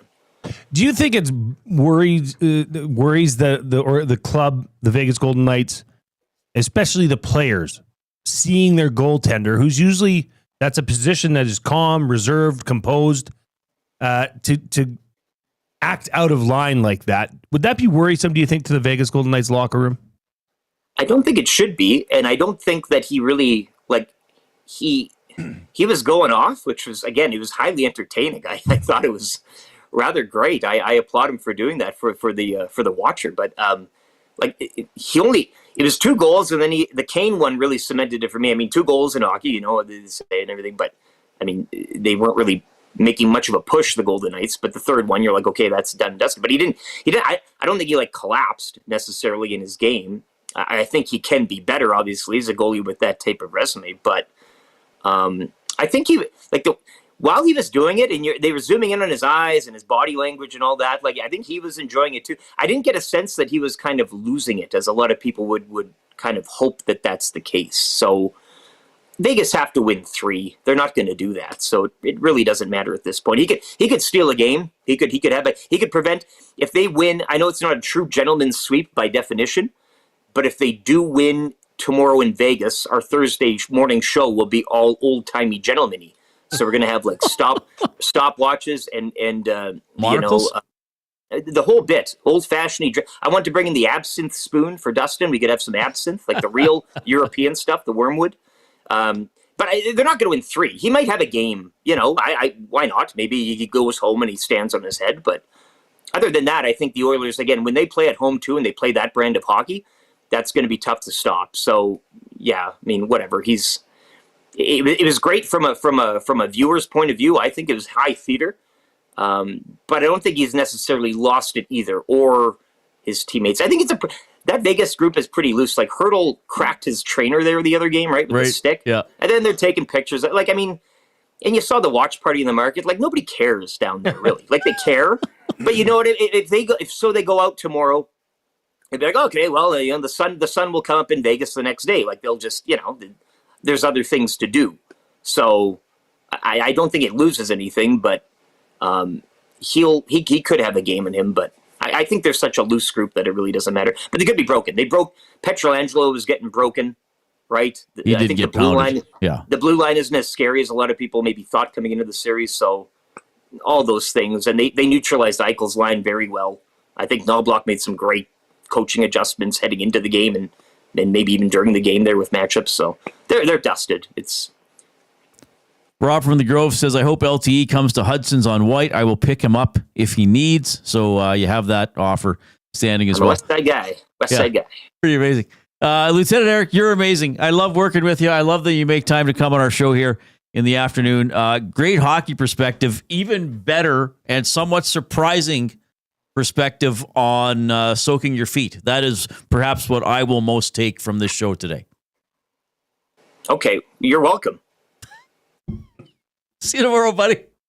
Goodbye. That is the incomparable Lieutenant Eric from the Nielsen Show.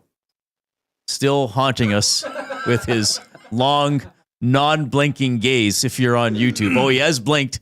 Perhaps he is alive. Summoning us like one of the great old ones from Lovecraftian fiction. The eyes. He has... Cthulhu has consumed him. Coop, just leave him on for the rest of the show. If he wants to stick around, feel free. If you want to go do some chores, feel free. Have a peanut. Yeah, he can hang around for the rest of the show. Oh, that's amazing. We love Lieutenant Eric. That is good. I think we can let Eric go enjoy his real life now. That was very good. I love that guy. He's a very he likes to goof around and stuff. He is a genuinely kind and caring man. Oh, a lovely man. Like, I think, I know that comes across on air, but I think probably even beyond what you could imagine. Just the brief time I've known him. He's awesome. That's why we like having him on. Yeah. And we did not plan any of that foot stuff. I saw somebody posted in the Nasty Chat. I have no idea why I'm still listening to this because you couldn't turn it off. Yeah. Like, it is interesting. It is interesting. Oh, that was great. Okay, we have exceeded 200 thumbs, so we're pouring gravy all over ourselves on the YouTube stream. Crystal clear gravy. So let's just see how high we can go. By the way, this, of course, is Edmonton Sports Talk presented by Play Alberta. You can skip the flight to Vegas because jackpots are just a tap away. Experience all the thrills of the casino right from your phone with Play Alberta. Download the app today and deposit $20 using the EST exclusive promo code 100casino for a $100 casino bonus. Jay's play of the day, is it still live or has the game started? Recap what it is. No, I think it's still... Yeah, if you go over to playalberta.ca, click on sports, click on EST specials, it is no longer available. So that game must have started at 5:30. We can put it on the ESTV maybe for a bit if you want to. Fancy. Sometimes it takes us a long time. Well, the fine show. Well, I don't even do anything with the TV. It's too complexicated for me. I can't even talk properly. All right, the Oilers did fly to Vegas today. You don't have to go to Vegas to enjoy all the Play Alberta stuff. The Oilers did fly to Vegas tomorrow, and they'll try to close it out tomorrow against the Golden Knights. 7:30 game, so we'll have coverage all day here on Edmonton Sports Talk, and then at 6 o'clock tomorrow, the GCL Diesel Oil Stream pregame show. Yes, Tom will be live from Hudson's on White Avenue for pre and post. Going to be fun stuff. All right, we got some coaching tales, some football coaching tales from Jason Milne. We got a double word of the day coming up, but first we got the Coop.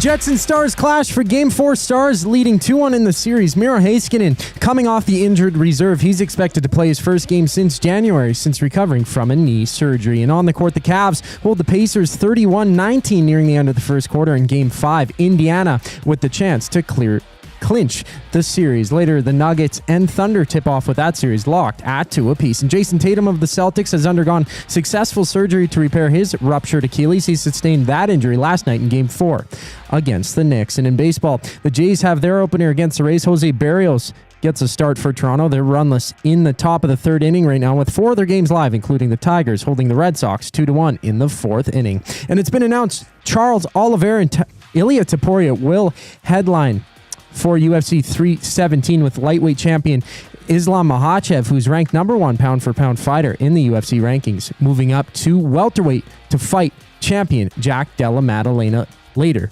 this year. The final segment of the Reid Wilkins Show brings us back on the other side of the break. I'm Zachary Kubish, and you're up to date. Get your fix every single game with the GCL Diesel Oil Stream pregame and postgame shows with Tom Gazzola and Hernan Salas. Whether it's breaking down the starting lineup, predicting key matchups, or diving deep into the game's biggest moments, Tom and Hernan are here to give you the best insight and analysis in the city. After the final horn, get the breakdown of every key moment, performance, and player reactions. It's your one-stop shop for all things game day. Catch the GCL Diesel Oil Stream pregame and postgame shows with Tom Gazzola and Hernan Salas. Only on Edmonton Sports Talk, your clear choice for Edmonton sports. Looking for a winning strategy for your retirement? Contact me, Joaquin Gage at K4 Financial, where expertise meets dedication. I will always look for a careful approach to your retirement, ensuring your financial future is secure. From tailored strategies to clear, actionable advice, I'm here to guide you every step of the way. Don't leave your future to chance. Get in touch with me, Joaquin Gage, today at k4financial.ca or email joaquin.gage@k4financial.ca to start planning for a brighter future and a more secure retirement. Hi there. If you're like me, you like to picture yourself in luxury, even though there's absolutely no way you could afford it. And if you can, well, even better. Thankfully, I picture myself in something that is luxury, but still absolutely affordable, like the all-new Mazda CX-90 from Park Mazda. With the new luxury features like facial recognition settings and quilted detail Napa leather seating, I can pretend to be comfortable with all of my proper settings activated without even touching a button, thanks to Mitch Lewicki and the great staff at Park Mazda. I like to picture Mitch Lewicki as a ninja fighting off evil samurai. Park Mazda, your dealer for life in Sherwood Park off Y Road, parkmazda.ca. Your brand deserves more than just a whisper, it deserves a buzz. At the Hive Product Marketing, they specialize in promotional products that bring the buzz. From eye-catching giveaways to unforgettable keepsakes, they got the perfect products to make your brand stand out and get noticed. Visit the Hive Product Marketing and let them create the buzz your business deserves. The Hive Product Marketing, the official merch partner of Edmonton Sports Talk. Visit them online at thehiveproductmarketing.com. Must you click? Click.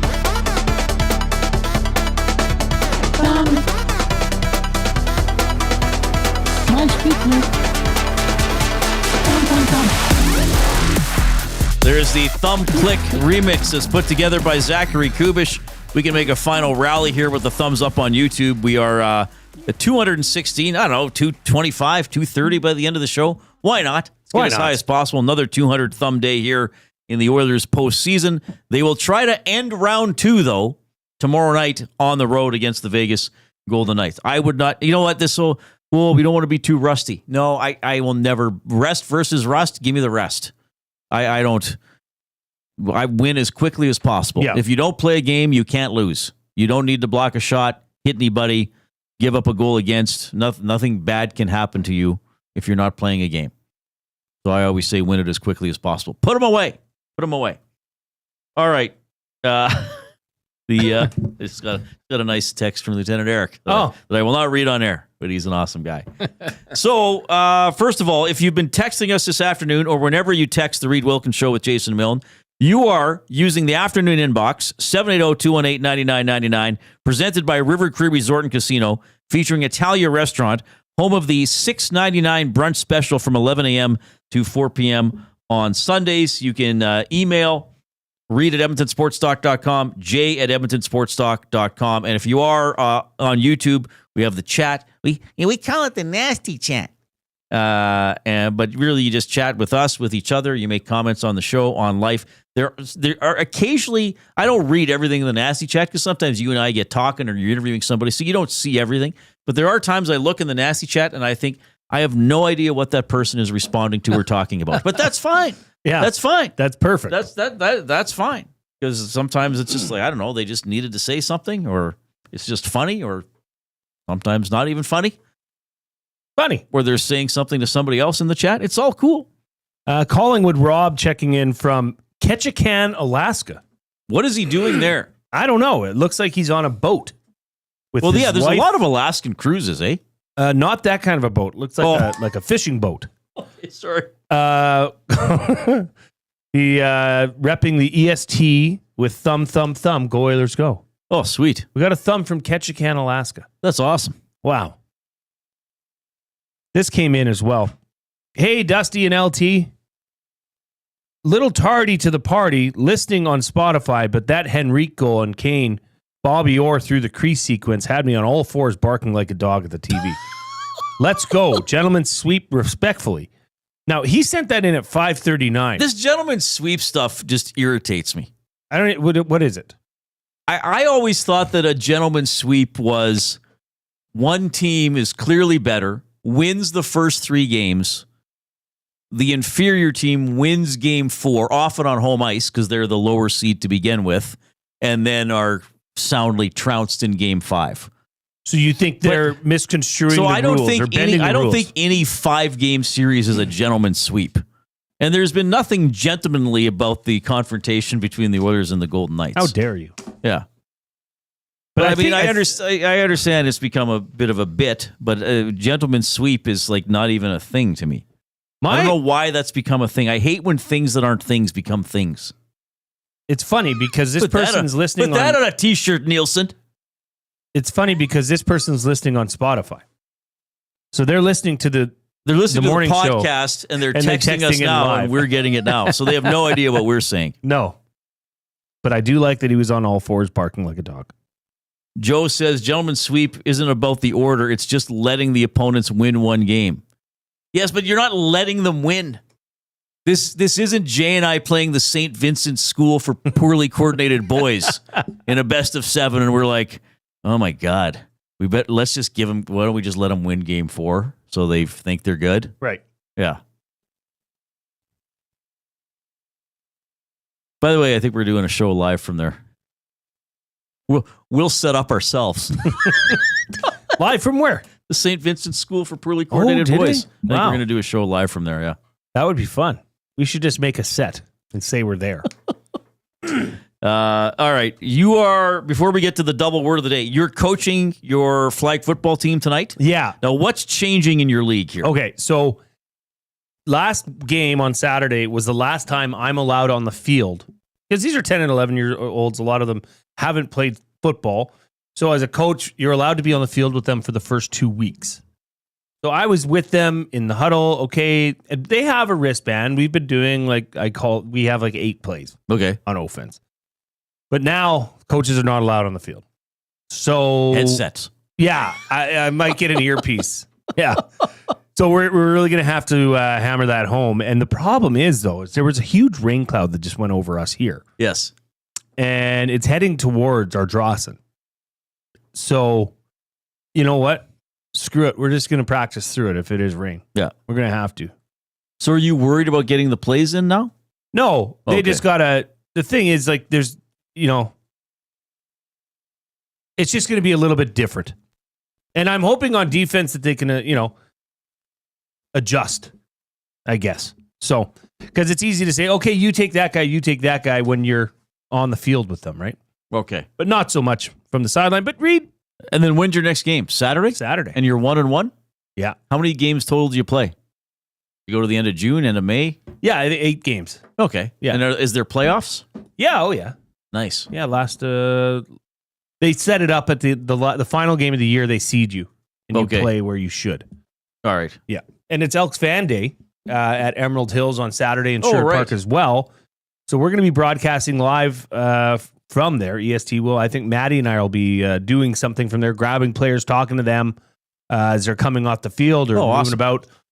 So if you are interested in meeting and learning some things about the new Elks players this Saturday, we will be live on location. So we'll have Hello Hockey 10 Saturday. I don't know how that all and works. Then, do you think you guys are on at noon? That's above my pay grade. I got to get this in there because I do a very silly. I do many silly things. One of the silly things I find interesting is the NFL schedule release. But the reason I like that is because the NFL has feature games. I mean, they flat out tell you this game's going to be more fun to watch. So we're going to put it on Sunday night. Okay. Or Monday night or Christmas Day or whatever. So they've already announced 6 games for the upcoming season. 4 of them involve the Eagles, including the kickoff game on the opening weekend, which is Dallas at Philadelphia. Okay? So for fun, I'm predicting the other primetime games on the opening weekend. On opening weekend. Now, and we know who's playing who because the opponents are determined based on the rotation of the schedule, and then a couple opponents are determined based on the previous year's standings. Okay. So you know who's playing who home and away. So I'm trying to think, how are they going to schedule these games? And I'm assuming a Monday night doubleheader week 1. My totally meaningless prediction for this. I think the first Sunday nighter will be Lions at Commanders. Rematch of a playoff game. Commanders have become a sexy team again, largely led by your cheerleading, which is sexy in itself. So I think Lions at Washington will be the first Sunday nighter. I like it. Monday night doubleheader. I'm going to go with Ravens at Bills. Playoff rematch. Ooh. And I'm going to go, if the later game, West Coast, both teams were in the playoffs last year. One team especially is always a big TV draw. I'm going to go with Steelers at Chargers. That's my prediction for week 1. Now, I think I get a half point if any of those games are primetime games at other points in the season, but I get full points if they're on week 1. Is that a fair compromise? Yeah, you'll have so to if keep Lions that. Washington is a Monday nighter in week 8, I still get half a point. You absolutely would get a half point. Right. That's the one I think might be the You think I early. might have nailed that one Sunday night? Yeah. Now that I think about it, yeah, I think you did. You nailed it. No, I didn't. I don't have any Chiefs primetime games in week 1. We've had enough of that. Yeah, we have. I like the Chiefs. I like the Ravens-Bills one too. On a Monday night. Yeah. The early game at 5:30. Right. And then assuming there's a cap it off. doubleheader week 1, which is I don't know There if there's a usually week. is. Was there a week 1 Monday nighter doubleheader last year? Wasn't it weeks 2 and 3? Yeah, and it then was we're- like 2 weeks, but they weren't the first week. Okay, so we'll see. We'll see how it comes out tomorrow. But this is a fun day. It's a fun exercise. Yeah, it's a fun, meaningless exercise that I try to predict primetime games. I think one year at work with somebody, I tried to predict all like 17 Sunday nighters in order. That was very silly of me. All right, double word of the day. Here we go. The word of the day with Reid and Jay. Oh, I'm sorry. Did I break your concentration? What do they got to say? Say what again? Say what again? I dare you. Let's find out. English, do you speak it? Then you know what I'm saying. Okay, first word of the day. Apotropaic. Apotropaic. Apotropaic. APOTROPEIC. Oh, Reid. AIC at the end? AIC at the end. Apotropaic. Yeah. I'm going to say that this is, what does apo mean as a, I'm going to say this is something to do, this is something that has migrated to the tropics. Good guess, but wrong. Designed or intended to avert evil. Oh, wow. So the etchings are believed to be associated with ancient apotropaic rituals. Wow, that's a good word. Apotropaic, designed to avert evil? Designed or intended to avert evil. Oh, that's a good one. Okay. 0 points, though, for Wilkins. Second word of the day, howda. Howda. Howda. Howda. Oh, wow. How the hell do you spell howda? HOWDA. HOUGHDA.